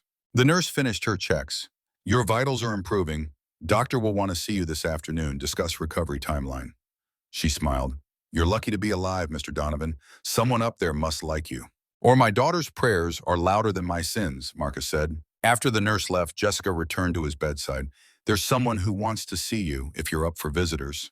Who? Emma Webb. Marcus nodded his permission. A few minutes later, Emma entered the room, moving hesitantly, like she was approaching something sacred or fragile. She was young, 25, but looking younger right now, wearing borrowed clothes and carrying the particular exhaustion of someone who'd survived trauma and was still processing what survival meant. Mr. Donovan. Emma's voice was soft. I don't know what to say except thank you. You saved my life. You saved my father's life. You gave up everything to protect us. I'm a father too, Marcus said. I understand what Webb was willing to trade for your safety. I'd have done the same for Jessica. My dad's awake now. Emma smiled through tears. First thing he said was that you're the best man he's ever met, that you taught him what fatherhood really means. Your father's a good man, Marcus said. He's going to recover. You'll have years together. Make them count. Emma nodded, wiped her eyes. There's something else. She pulled out an envelope from her jacket. Dad wanted me to give you this, said you'd understand. Marcus took the envelope with his good hand, opened it carefully. Inside was a check for $2 million and a handwritten note in Webb's shaky script. Marcus, you completed the mission. Emma's alive. I'm alive. Bad guys caught. Terms of our contract fulfilled. But more than that, you showed me what it means to be a man worth respecting. You showed my daughter what courage looks like. You showed everyone watching that some things are worth dying for, and protecting family is at the top of that list. Use this money to build a life with Jessica. She deserves a father who's present, and you deserve the peace to be that father. With gratitude and respect, Jonathan Webb. Marcus stared at the check, $2 million, blood money in the most literal sense, earned through sacrifice and pain, and 90 seconds of being clinically dead on an operating table. It was enough to change everything, enough to never work again, enough to spend every remaining day with Jessica, building the relationship he'd spent 30 years destroying. He folded the check carefully, handed it back to Emma. Give this to your father with a message. Tell him the only payment I need is knowing you're both safe. Tell him to use this money to start over somewhere. New identities, new life, where the Bratva can't reach you even after Volkov's organization regroups. Emma stared at the check. Mr. Donovan, this is $2 million. You earned it. You died for it. I died for you, Marcus corrected. Not for money. Money doesn't bring meaning. Watching you walk out of that estate alive, watching Jessica get you and your father to safety, that brought meaning. That's payment enough. Emma's tears came harder now. She set the check on the bedside table, leaned down and kissed Marcus's forehead gently. Thank you, not for refusing the money. Thank you for being the man you are. The world needs more men like you. After Emma left, Jessica picked up the check, studied it with an expression Marcus couldn't quite read. You really turned down $2 million. It was never about the money, Marcus said. What was it about? Marcus thought about Kate's grave, about 2 years of drinking and avoiding and dying slowly inside a house full of memories, about Jessica's call that had pulled him back from the edge of giving up entirely, about standing on that lawn, drawing fire, buying time for his daughter to escape. It was about being the man your mother needed me to be, the man you deserved to have, the man I'd forgotten how to be. He met Jessica's eyes. Some things you can't buy and you can't earn. You can only become them by choosing every day to be better than you were yesterday. Jessica set the check down, moved back to the window. The morning sun was streaming through now, painting everything gold. When she spoke, her voice was thick with emotion. Mom would be proud of you. She'd be proud of who you've become. I hope so, Marcus said. I spent 2 years thinking I'd lost my chance at redemption, that dying would be easier than living with what I'd failed to be. But these last few days, working with you, protecting Emma and Webb, standing for something that mattered, that showed me I still have time, still have chances. You have all the time you need. Jessica turned back to face him. Because I'm not going anywhere. You're stuck with me for as long as it takes to make up for lost years. The door opened again. This time it was Detective Wade Garrett from SDPD, looking tired but satisfied. He nodded to Jessica, then focused on Marcus. Mr. Donovan, glad to see you're still with us. Wasn't sure you'd make it when they loaded you in that ambulance. Takes more than a few bullets to kill a SEAL, Marcus said with more confidence than his broken body felt. Apparently. Garrett pulled out a notebook. I need to take your statement about what happened at the Webb estate, for the record. Marcus spent the next 30 minutes walking Garrett through everything. The planning, the ambush, the exchange, his decision to draw fire while his team extracted. He left nothing out because there was nothing to hide. Everything they'd done was justified under the circumstances. Defensive action against an imminent threat, protection of a federal witness. Garrett took notes without comment until Marcus finished. Then he closed his notebook and looked at Marcus with the expression of one combat veteran to another. What you did was either the bravest thing I've ever seen or the stupidest. Maybe both. Garrett paused. 23 armed operators against 4 defenders. By all rights, you should all be dead. The fact that you're not, the fact that Webb and Emma are alive, that's nothing short of miraculous. Or good planning, Marcus said, or both. Garrett stood. For what it's worth, the department is recommending no charges against you or your team. Justified use of force, defense of others, protection of a witness. The DA agrees. You're clear. After Garrett left, Jessica returned to her chair beside the bed. The room fell into comfortable silence. Outside, San Diego continued its indifferent rotation. People going to work, going about their lives, unaware that a war had been fought in La Jolla and good had prevailed, at least for now. What happens now, Jessica asked. After you recover, what's next? Marcus had been thinking about that question since waking up. The old Marcus would have looked for the next mission, the next conflict, the next excuse to avoid dealing with the quiet emptiness that civilian life offered. But the old Marcus had died on that operating table. The man who'd come back was different, shaped by sacrifice and loss and the crystal clarity that came from standing at death's door and choosing to walk away. We go home, Marcus said, to that house in Point Loma that's been a museum for too long. We clean out the memories that hurt and keep the ones that help. We cook meals together. We watch movies. We learn how to be a family again. Just like that? Jessica's skepticism showed. You're going to go from combat operator to domestic dad overnight? Not overnight, Marcus admitted. It'll take time. I'll probably struggle. Might need therapy to deal with everything I've avoided dealing with. But I'm committing to it, Jess. Committing to being present, being here, being your father in all the ways I wasn't before. Jessica was quiet for a long moment. Then she pulled something from her pocket and held it out to Marcus. It was a photograph, creased and worn from being carried. Kate, Jessica, and Marcus at the beach, maybe 15 years ago. All three of them laughing at something long forgotten. I've been carrying this since Mom's funeral. Jessica's voice was soft. Couldn't bring myself to look at it most days. Hurt too much. But last night, sitting in that waiting room while you were in surgery, I pulled it out, and I realized something. What? That this version of us, this happy family version, that's not gone. It's just been waiting for us to choose it again. Waiting for you to come home, not just physically, but emotionally. Marcus took the photograph with his good hand, stared at the faces frozen in that moment of joy. Kate's smile that lit up rooms. Jessica's gap-toothed grin before braces. His own expression, relaxed and present in a way he rarely allowed himself to be. We can't get those exact moments back, Marcus said, but we can make new ones.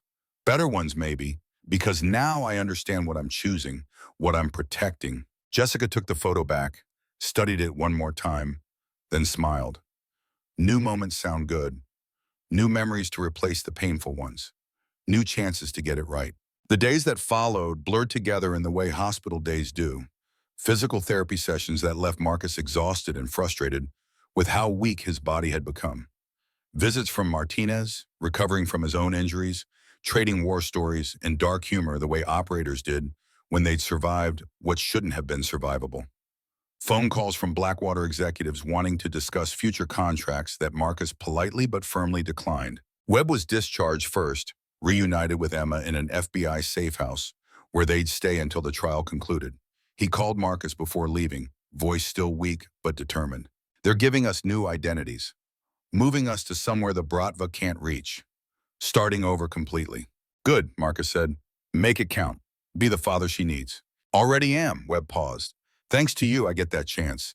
Most men don't get second chances to be better fathers. We're both lucky. After Webb hung up, Marcus thought about that. Second chances. The universe wasn't known for generosity with those. Most men got one life, one set of choices, one chance to get fatherhood right. The fact that Marcus was being offered another shot felt like grace he hadn't earned but would accept anyway. Jessica had taken leave from the Navy, citing family emergency and medical necessity. She spent her days at the hospital, refusing to leave Marcus's side for more than a few hours at a time. They talked about everything and nothing, filling years of silence with words that came easier now that death had stripped away pretense and pride. I've been thinking about leaving the teams, Jessica said one afternoon, 8 days post-surgery. Marcus had graduated to sitting up, eating solid food, contemplating the long road of recovery ahead. Because of Syria, Marcus asked carefully. Because of everything, Jessica stared at her hands. I joined the SEALs to understand you, to understand why missions mattered more than us. And I learned, Dad, I learned exactly what it feels like to choose duty over family, to sacrifice presence for purpose, to tell yourself that saving strangers is worth losing the people who love you. And I'm done. Jessica looked up, her eyes clear and certain. I don't want to be 58 years old with regrets and broken relationships in a chest full of medals that mean nothing when I'm alone. I want a life, a real life. Maybe teach at the academy, maybe something completely different. But I want to be present for it instead of deployed away from it. Marcus felt pride and sadness mixing together. Pride that his daughter had learned the lesson he'd taken 30 years to understand. Sadness that she'd had to learn it through the same painful process. Whatever you choose, I'll support you, Marcus said. That's what fathers are supposed to do, support their kids' choices instead of forcing them down paths they regret. Even if I choose to leave the Navy and become something completely different, especially then, Jessica smiled. Maybe I'll open a gym, teach self-defense to women who've survived violence, help them feel strong again. That sounds perfect. Marcus meant it. Sounds like exactly what the world needs. On day 10, they discharged Marcus with instructions that read like a novel. Physical therapy 3 times a week, pain management protocols, restrictions on lifting, driving, operating heavy machinery. A body that would never be what it was, but might, with time and effort, become functional enough for a quiet civilian life. Jessica drove him home to the Point Loma house. The place looked exactly as they'd left it 11 days ago, a lifetime ago, when they'd been planning a defense that everyone said was impossible and then accomplished anyway through sacrifice and courage and a father's willingness to die for his daughter's chance at life. The house smelled stale from being closed up. Jessica opened windows while Marcus settled on the couch, his body grateful for familiar furniture instead of hospital beds. Late afternoon sun streamed through, dust motes dancing in the golden light. "I'll make dinner," Jessica called from the kitchen. "Something easy. Pasta, maybe." "Sounds good," Marcus called back. Then quieter, almost to himself. "Sounds like home." That evening they ate together at the kitchen table. Just pasta and salad and garlic bread. Nothing fancy, but everything perfect. They talked about small things, the weather, the news, plans for fixing up the house, safe topics that didn't require emotional excavation. But after dinner, Jessica pulled out a bottle of wine and 2 glasses. They moved to the back porch overlooking the bay. The sun was setting, painting the water in shades of orange and purple that Kate used to say looked like God showing off. "To Mom," Jessica raised her glass. "To the woman who kept this family together even when it was falling apart. Who loved us both even when we didn't deserve it. Who taught us that forgiveness isn't something you earn, it's something you accept with grace." To Kate, Marcus touched his glass to Jessica's. "The woman I should have appreciated more. The wife I should have chosen more often. The love I didn't understand until it was too late." They drank in silence, watching the sunset, thinking about the woman who'd brought them into each other's lives and whose absence had nearly torn them apart. "Do you think she's proud of us?" Jessica asked. "Of what we've become?" Marcus thought about the question. Thought about standing on that lawn, choosing his daughter's life over his own. Thought about Jessica dragging Webb and Emma to safety while bullets filled the air. Thought about Emma alive somewhere with her father, both of them getting a second chance at family. "Yeah," Marcus said, "I think she is. I think she's been waiting for us to figure out what she already knew. That the only mission that really matters is the one where you love the people you're given and protect them with everything you have. Even if it costs you everything?" Jessica's voice was soft, especially then. Marcus watched the last of the sun disappear below the horizon, because that's when it means something. When it costs you everything and you pay it anyway because the math is simple. Your daughter's life is worth more than yours. Her future is worth more than your past.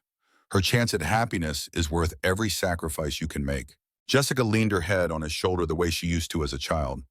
"We're going to be okay, Dad. Not perfect, not like we were before, but okay in a new way." "Better than okay," Marcus said. "We're going to be present. We're going to be a family. We're going to make Kate proud by living the way she always wanted us to live. Together." The stars came out one by one, mapping constellations that had guided sailors and warriors for thousands of years. Marcus sat with his daughter on the porch of his home, and for the first time in 3 years, the emptiness inside him felt less empty. The silence felt less lonely. The future felt less like punishment and more like possibility. He'd spent 30 years as a warrior, 30 years running toward danger, choosing missions over moments, trading presence for purpose. He'd been good at it too, one of the best, earning medals and respect and the kind of reputation that outlived the men who built it. But none of that mattered as much as this quiet evening on a porch with his daughter, this simple moment of peace after violence. This choice to finally be the man Kate had needed him to be, the father Jessica deserved to have. Marcus Donovan, 58 years old, broken body held together by surgical steel and stubborn will, looked at the stars and made a promise. Not to his wife, because promises to the dead couldn't be kept in ways that mattered. Not to his daughter, because she'd had enough broken promises to last a lifetime. He made a promise to himself to show up, to be present, to choose family over everything else every single day for as many days as he had left. The last operator was finally learning to be something more important than an operator. He was learning to be a father, a partner in healing, a man committed to the quiet courage of daily presence. And in the darkness of a San Diego night, with his daughter's head on his shoulder and the ghost of his wife's approval in the gentle breeze, Marcus discovered that this kind of courage, the courage to simply be there, was harder and more meaningful than any combat he'd ever faced. Tomorrow would bring physical therapy and bills and the long work of turning a house into a home again. But tonight, right now, this moment was enough. Marcus closed his eyes and let himself rest, knowing that for the first time in years, he was exactly where he needed to be. Not in some distant combat zone, not chasing the next mission, not running from the quiet emptiness of civilian life. Home, present, chosen, loved. The last operator had completed his final mission, and the victory wasn't measured in enemies defeated or lives saved, though those things mattered. The real victory was simpler and more profound. Marcus Donovan was learning finally how to live instead of just survive, how to be a father instead of just a warrior, how to choose love over duty, presence over absence, home over everywhere else. That was the mission that mattered most. And unlike all the others, this one had no end date. This one lasted until his last breath. This one required him every single day. And for the first time in his life, Marcus was ready for it. 10 years later, the morning sun filtered through the oak trees at the Naval Amphibious Base Coronado with that particular quality of light that makes everything look like a promise. Marcus Donovan stood at the edge of the obstacle course. 68 years old now, gray hair and weathered face, a cane in his left hand, supporting the leg that had never quite healed right after the La Jolla firefight. His body was a catalog of old wounds and surgical scars, but his eyes were clear and his heart was full in ways it hadn't been for most of his life. Before him, Bud's Class 384 struggled through their morning evolution. 140 candidates who'd started training 6 weeks ago, now down to 87, all of them pushing their bodies past what they thought possible, learning the difference between wanting to be a SEAL and being willing to pay the price. Among them, moving with efficient grace through the rope climb, was his daughter, Commander Jessica Donovan, 38 years old and the lead instructor for this training cycle. She'd left active SEAL teams 8 years ago, just as she'd planned that night on the porch, and had found her calling in teaching the next generation. Found peace in passing on knowledge, instead of using it in combat zones that never stop creating new violence. Marcus watched her call out corrections to a candidate struggling with proper form, her voice carrying across the course with the authority of someone who'd earned respect through action rather than rank. She moved like Kate used to move, with that same purposeful grace, that same combination of strength and compassion that made people want to be better versions of themselves. "Grandpa, can I ring the bell?" A small voice beside Marcus, tugging at his jacket. He looked down at Lily, 6 years old, with Kate's brown eyes and Jessica's determination, holding his hand with complete trust in the way children do when they know they're safe. "You could?" Marcus knelt down carefully, his knee protesting, but obeying. "But why would you want to? The bell is for quitting. Donovans don't quit." Lily considered this with the seriousness that 6-year-olds brought to important decisions. "Not even when it's hard, especially when it's hard." Marcus gestured toward Jessica. "See your mom out there? When she went through training, she was one of the first women to complete the course. People said she couldn't do it, said she wasn't strong enough. You know what she did?" Lily shook her head, watching her mother with wide eyes. "She did it anyway. Proved them all wrong, not because it was easy, but because it mattered. Because being a SEAL meant protecting people, helping people, standing up when everyone else sits down. Like you did when you saved those people." Lily had heard the story, the child-appropriate version anyway, about how Grandpa had protected a family and gotten hurt doing it. She knew it had something to do with the cane he carried and the scars on his shoulder. But the full truth was something for when she was older. Like that. Marcus stood back up, using the cane for leverage. When something matters, you don't quit just because it's hard. You keep going because quitting means letting down people who need you. A figure approached across the training ground.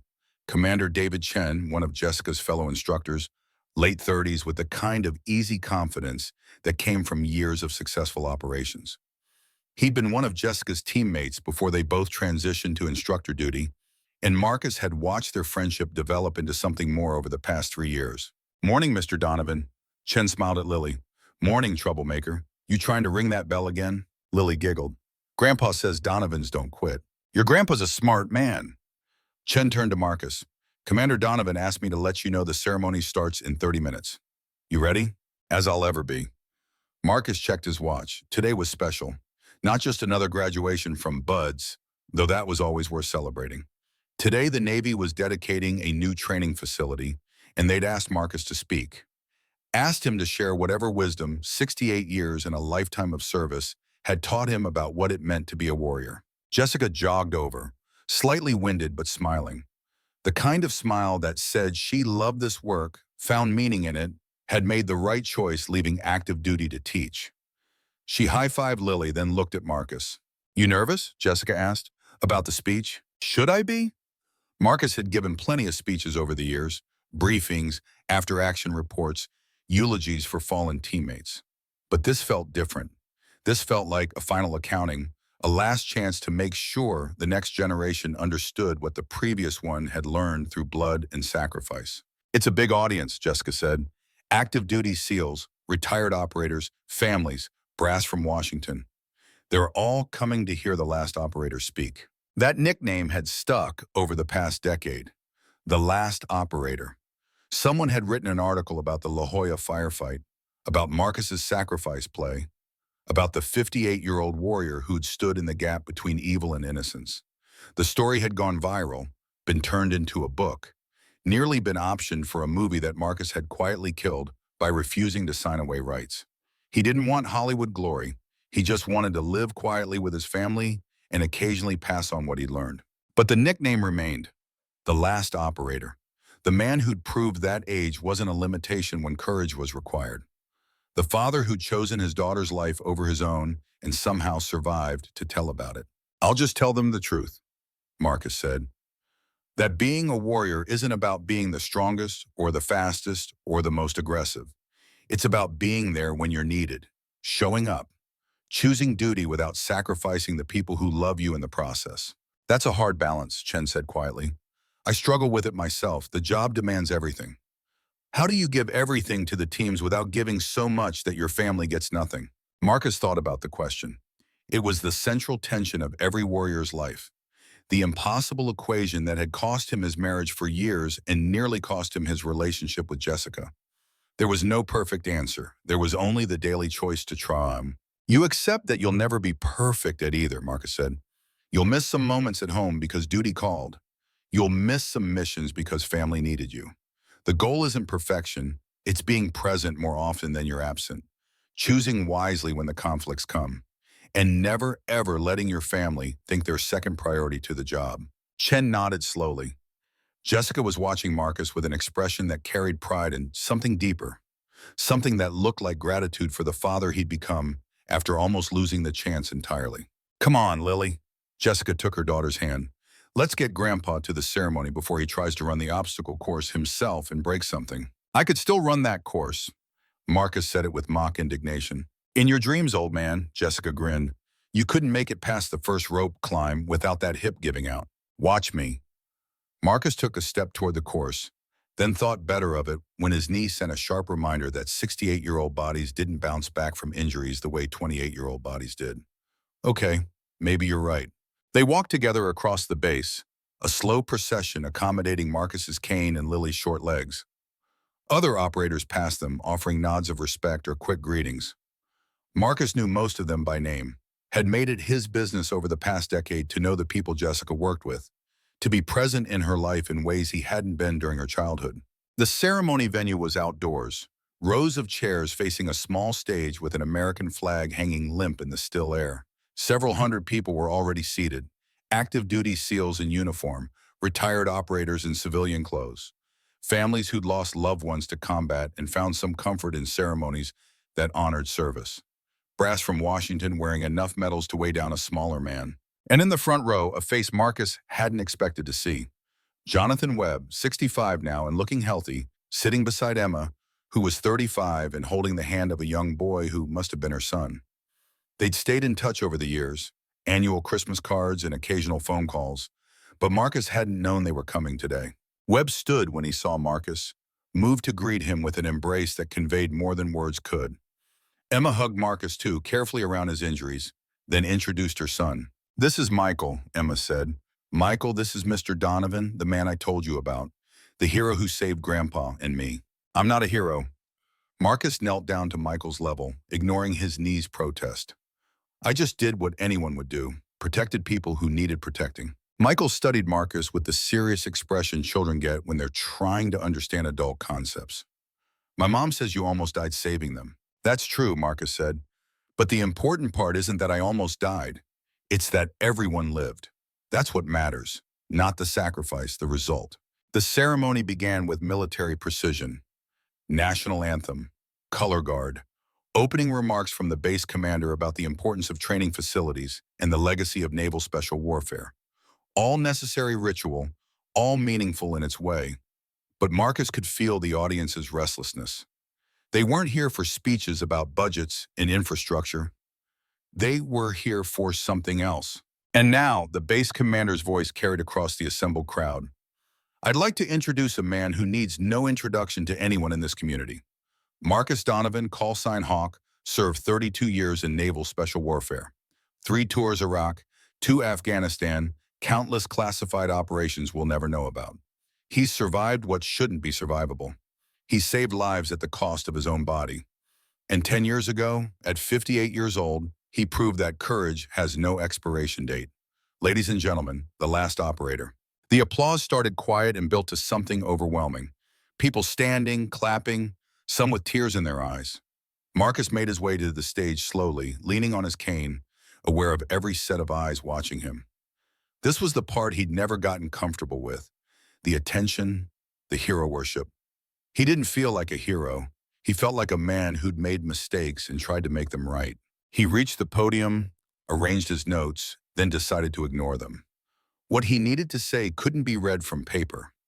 It had to come from the place where truth lived, earned through pain and loss, and finally understanding what mattered. Thank you for that introduction. Marcus's voice was steady despite his nervousness. But I need to correct something. I'm not the last operator. I'm just an operator who got lucky, who had a daughter brave enough to save him, who had a second chance and barely knew what to do with it. He paused, looking out at the faces. Young SEALs just starting their careers, veterans who'd seen and done things they'd never fully process, families trying to understand why their loved ones chose this life. I've been asked to speak today about service, about sacrifice, about what it means to be a warrior in a world that needs warriors but doesn't always understand them. And the truth I've learned, the truth that took me 58 years and almost dying to understand, is this. Being a warrior isn't the hard part. Any person with courage and training can learn to fight, can learn to face danger, can learn to complete missions under fire. The hard part is being human too. Being a father, a husband, a friend, a member of a community. The hard part is choosing presence when absence feels easier. The hard part is coming home from war zones and remembering how to live in peace. The hard part is valuing the people who love you as much as you value the mission. Marcus saw Jessica in the audience holding Lily, saw Webb and Emma, saw Chen and other instructors he'd gotten to know, saw the future and the past assembled in one place. For most of my career, I got that balance wrong. I chose missions over moments. I told myself that serving my country justified missing my daughter's childhood, that protecting strangers was more important than being present for my wife. And I was wrong, not wrong to serve, not wrong to fight, wrong to think it had to be either or instead of both and. He shifted his weight, his leg aching but holding. The audience was completely silent now, leaning forward, hearing something that mattered more than another speech about duty and honor. My wife Kate died while I was overseas. Died because I chose one more mission instead of coming home when she needed me. That's a choice I'll regret until my last breath. But it taught me something essential. It taught me that the warrior's duty isn't just to fight enemies. It's to protect what we love. And you can't protect what you're never present for. Some of the older veterans were nodding. Some of the younger ones looked uncomfortable, maybe seeing their own futures in Marcus's words. 10 years ago, I got a second chance. My daughter needed me. A family needed protection. And I had to choose between the safe path that kept me alive and the dangerous path that gave others a chance at life. I chose danger. Most people think that's the brave choice. But here's what I learned lying on that lawn, bleeding out, thinking I'd never see another sunrise. Marcus paused, gathering his thoughts. The choosing to fight wasn't brave. That was easy. That's what I'd been trained to do for 3 decades. The brave choice came after. The choice to recover, to rebuild relationships, to be present for the boring, quiet, undramatic moments that make up most of life. That's where real courage lives. He looked directly at Jessica, at my daughter, Commander Donovan, who left active teams to teach here, who chose to pass on knowledge instead of using it in combat, who understood faster than I did that presence is more valuable than medals. Jessica, I'm proud of you. Your mother would be proud of you. You figured out the balance I spent 30 years getting wrong. Jessica's eyes were wet. She mouthed the words, I love you. Marcus turned back to the full audience. So here's what I want you to understand. Every person in this audience who wears the trident or loves someone who does. Service matters. Fighting matters. Protecting the innocent matters. But it's not enough to be a warrior. you have to be a human too. You have to choose family as fiercely as you choose missions. You have to value the people who love you as much as you value the people you're protecting. Some people think those are competing priorities. They're not. They're the same priority. You protect what you love. And if you don't love the people in your life enough to choose them sometimes, to be present for them, to value them over the mission, then what exactly are you fighting for? The silence that followed was profound. Marcus could see his words landing, changing calculations, making people think about the choices they've been making. This facility we're dedicating today will train thousands of warriors over the coming years. It will create operators who can breach doors and clear rooms and complete impossible missions. But I want those operators to also remember to go home, to sit on the porch with their kids, to not miss every anniversary, to understand that the battlefield isn't the only place that requires courage. He gripped the podium, feeling the weight of every year, every mistake, every lesson learned too late. When I was 58 years old, I stood in front of armed men and drew their fire so my daughter could escape. People called that sacrifice, called it heroic. But I'm here to tell you that the real sacrifice, the real heroism, is what came after. It's choosing every single day for 10 years to be present, to show up, to value family time as much as mission time. That's harder than any combat I've faced, because combat ends. The firefight concludes, the mission completes, you extract and go home. But family is forever. It requires you to show up every day, requires you to choose presence over absence, engagement over avoidance, love over duty when the two conflict. That's the mission that never ends. That's the fight that matters most.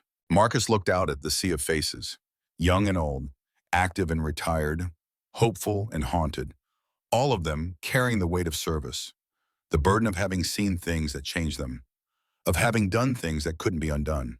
In closing, I want to say this. Every person here has served or is serving. You've sacrificed for your country.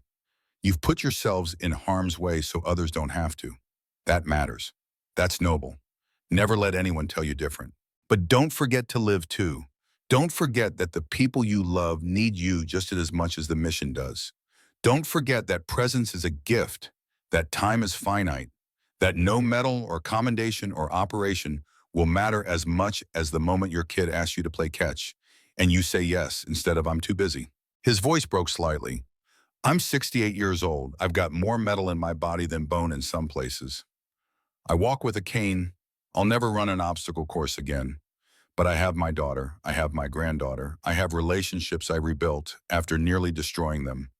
And that's worth more than every successful mission I ever completed. So be warriors, yes. Be the best warriors you can be. But be human too. Be present. Be engaged. Be the person your family needs, not just the operator your teammates need. Balance is possible. It's hard, but it's possible. And it's worth fighting for. Marcus stepped back from the podium. The applause started immediately, building to a standing ovation that lasted several minutes. He stood there leaning on his cane, uncomfortable with the attention, but understanding it wasn't really for him. It was for the idea he represented, the possibility of redemption, the hope that mistakes could be corrected, relationships rebuilt, balance achieved. When the ceremony concluded, people swarmed Marcus, operators wanting to shake his hand, telling him their own stories of struggling with presence and absence, families thanking him for saying what they'd been feeling, veterans offering quiet nods of understanding. But the moment that mattered most came when Jessica found him, Lily in tow. She hugged him fiercely, holding on longer than casual affection required. That was perfect, Dad. Jessica's voice was thick with emotion. Mom would have loved it. I hope so, Marcus said. I spent 30 years not understanding what she was trying to teach me. Took losing her to finally learn the lesson. Jessica pulled back, wiped her eyes. Come on, we're having lunch at the house. The whole family.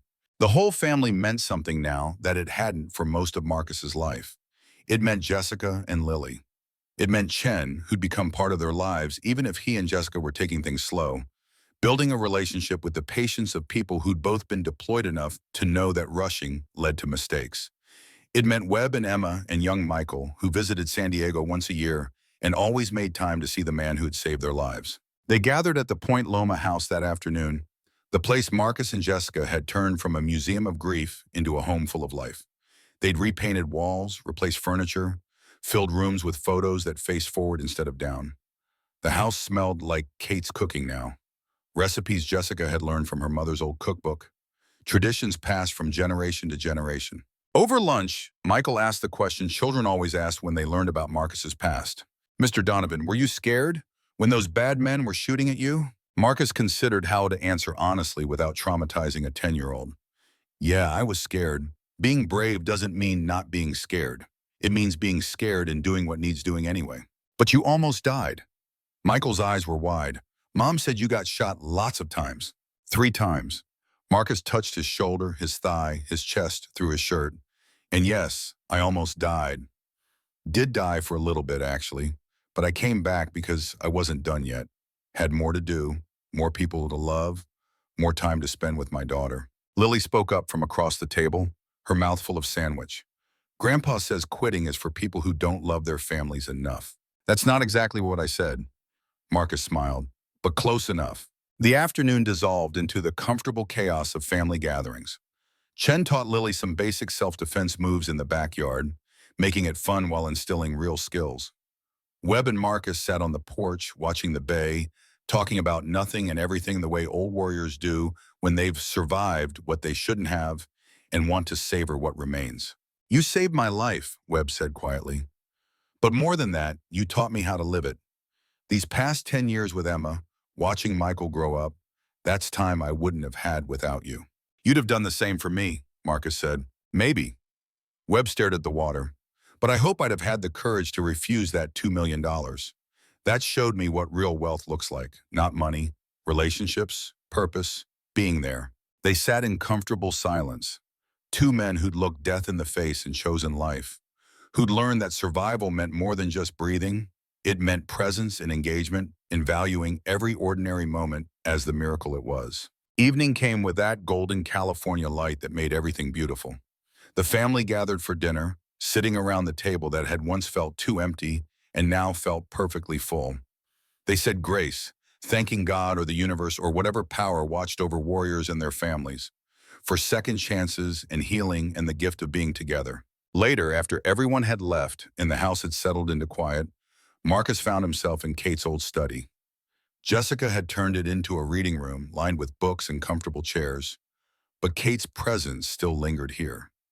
Her favorite photo hung on the wall, Kate and Marcus on their wedding day, both impossibly young, both believing they had all the time in the world. I kept my promise, Marcus said to the photograph, the way he'd gotten comfortable doing over the years, turned it into a monologue that helped him process his thoughts. I chose Jessica, chose family, chose presence. I'm not perfect at it. Some days I struggle. But I'm here, Kate. I'm finally here the way you always wanted me to be. The photograph didn't answer, but Marcus felt her approval anyway. Felt it in the way Jessica laughed like her mother used to laugh. Felt it in the way Lily had Kate's eyes. Felt it in the peace that had replaced the emptiness that used to consume him. Jessica appeared in the doorway, 2 cups of tea in hand. She'd stayed after everyone left, claiming she wanted to help clean up, but really just wanting more time with her father. Those moments were precious to both of them, earned through pain and almost lost forever. Talking to Mom again? Jessica handed him a cup, settled into the other chair. Just updating her on how we're doing. Marcus sipped the tea, some herbal blend. Jessica swore was good for inflammation, and that tasted like grass. But he drank anyway because she'd made it, telling her that her daughter turned out pretty amazing. I had a good example. Eventually, Jessica smiled to take the edge off the words. Took you a while to figure it out, old man, but you got there. Better late than never? Much better. Jessica's expression grew serious. I need to tell you something. Chen asked me to marry him. Marcus felt joy and fear mixing together. Joy that his daughter had found someone who understood her, who valued her, who'd chosen to be present. Fear that marriage to another operator might lead to the same struggles that had nearly destroyed his own marriage. What did you say? Marcus asked carefully. I said I needed to think about it. Jessica stared at her tea. Not because I don't love him, I do, but because I watched what marriage to a warrior did to Mom. The deployments, the missed moments, the slow erosion of presence by absence. I don't want that, Dad. I want different. Then make it different. Marcus set his cup down. You're both instructors now. You're both choosing to stay stateside to teach instead of deploy. That's already different from what your mother and I had. And if you go into it understanding that presence matters, that family time is sacred, that the relationship requires tending just like any mission requires planning, then you'll be fine. You really think so? I know so. Marcus reached over and took his daughter's hand. You're smarter than I was. You learned the lessons younger. You won't make the same mistakes because you've seen what those mistakes cost. And Chen, he's a good man. He understands what matters. I see the way he looks at you, the way he is with Lily. He gets it. Jessica was quiet for a long moment. Mom would have liked him. Kate would have loved him, Marcus said, because he makes you happy, because he's present, because he's choosing you and Lily and family. That's all she ever wanted for you, to find someone who wouldn't make you choose between love and duty. I think I'm going to say yes. Jessica smiled through tears. Not right away, going to make him sweat a little. But yes. Good. Marcus squeezed her hand.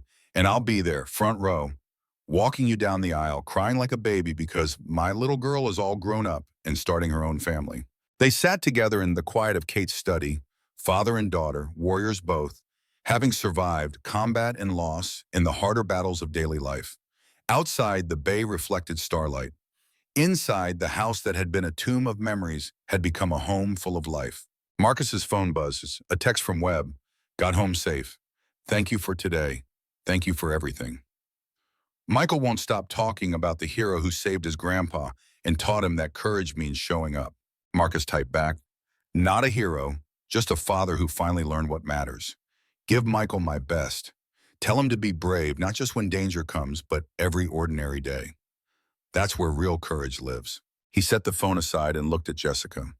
You know what the best part of getting old is? The senior discounts. Jessica's eyes sparkled with mischief. Besides those, Marcus smiled. The best part is perspective. When you're young, you think you have forever. You make choices like time is infinite, like there's always tomorrow to fix what you broke today. But when you get old, when you've buried people you love and almost joined them, you understand that time is the most precious thing we have. And the only way to honor that is to be present for it. That's very philosophical for a Monday evening. Jessica teased gently. I'm 68. I'm allowed to be philosophical. Marcus pulled himself up from the chair with effort, his body protesting, but obeying. Come on, walk an old man to his room. Make sure I don't fall down the stairs and ruin this perfect day. Jessica helped him up the stairs, patient with his slow pace, comfortable with the silence between them. At his bedroom door, she hugged him goodnight. Love you, Dad, Jessica said. Thanks for showing up, for being here, for figuring it out even though it took you way too long. Love you too, kiddo. Marcus held her tight. And thank you for not giving up on me, for giving me another chance when I didn't deserve it. After Jessica left, Marcus prepared for bed with the slow ritual of old age. Medications for pain, for blood pressure, for all the ways a body broke down after 6 decades of hard use. But tonight he didn't resent the pills or the aches or the limitations. Tonight he was grateful for every moment, every breath, every day he got to be present.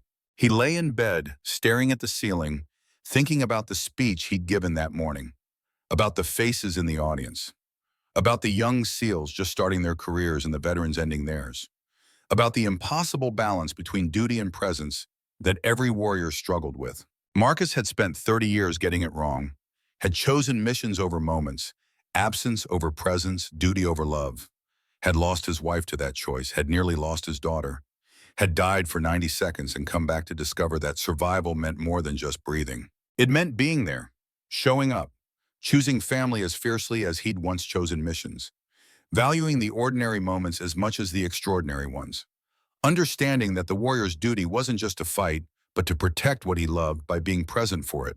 Sleep came easily now, untroubled by nightmares or regrets. Marcus closed his eyes and let himself drift, knowing that tomorrow would bring physical therapy and lunch with Jessica and reading stories to Lily before bed. Ordinary things, beautiful things, the things that made life worth living. The last operator had completed his final mission, not with gunfire and sacrifice, though those had played their part, but with presence and persistence and the daily choice to show up for the people who loved him. He'd learned finally that courage came in many forms, There was the courage to run toward danger, to face enemies, to put yourself between evil and innocence. That was important. That mattered. But there was another kind of courage too. The courage to be present, to sit through dinner, to answer the phone when your daughter called, to choose boring domesticity over exciting adventure, to value relationships over reputation, family over glory, love over duty when the two conflicted. That second kind of courage was harder. It required daily recommitment. It offered no medals, no recognition, no dramatic moments that made for good stories. It was just the quiet choice to be there again and again in all the small moments that added up to a life well lived. Marcus Donovan, 68 years old, broken body, and hard-won wisdom, had learned that lesson. And in learning it, he discovered something precious. Redemption was real. Second chances existed. It was never too late to become the man you should have been, the father your daughter needed, the human being your wife had always known you could be if you just chose presence over everything else. As sleep claimed him fully, Marcus's last thought was of Kate, of the promise he'd made to her photograph 10 years ago. The promise to show up, to be there, to choose family over missions. He'd kept that promise every single day for a decade through pain and struggle and the hard work of rebuilding what he'd almost destroyed. He'd kept it. And tomorrow he'd keep it again, and the day after, and every day until his last breath. Because that was what warriors did. They protected what they loved, and you couldn't protect what you weren't present for. The last operator had finally come home, and home was exactly where he belonged.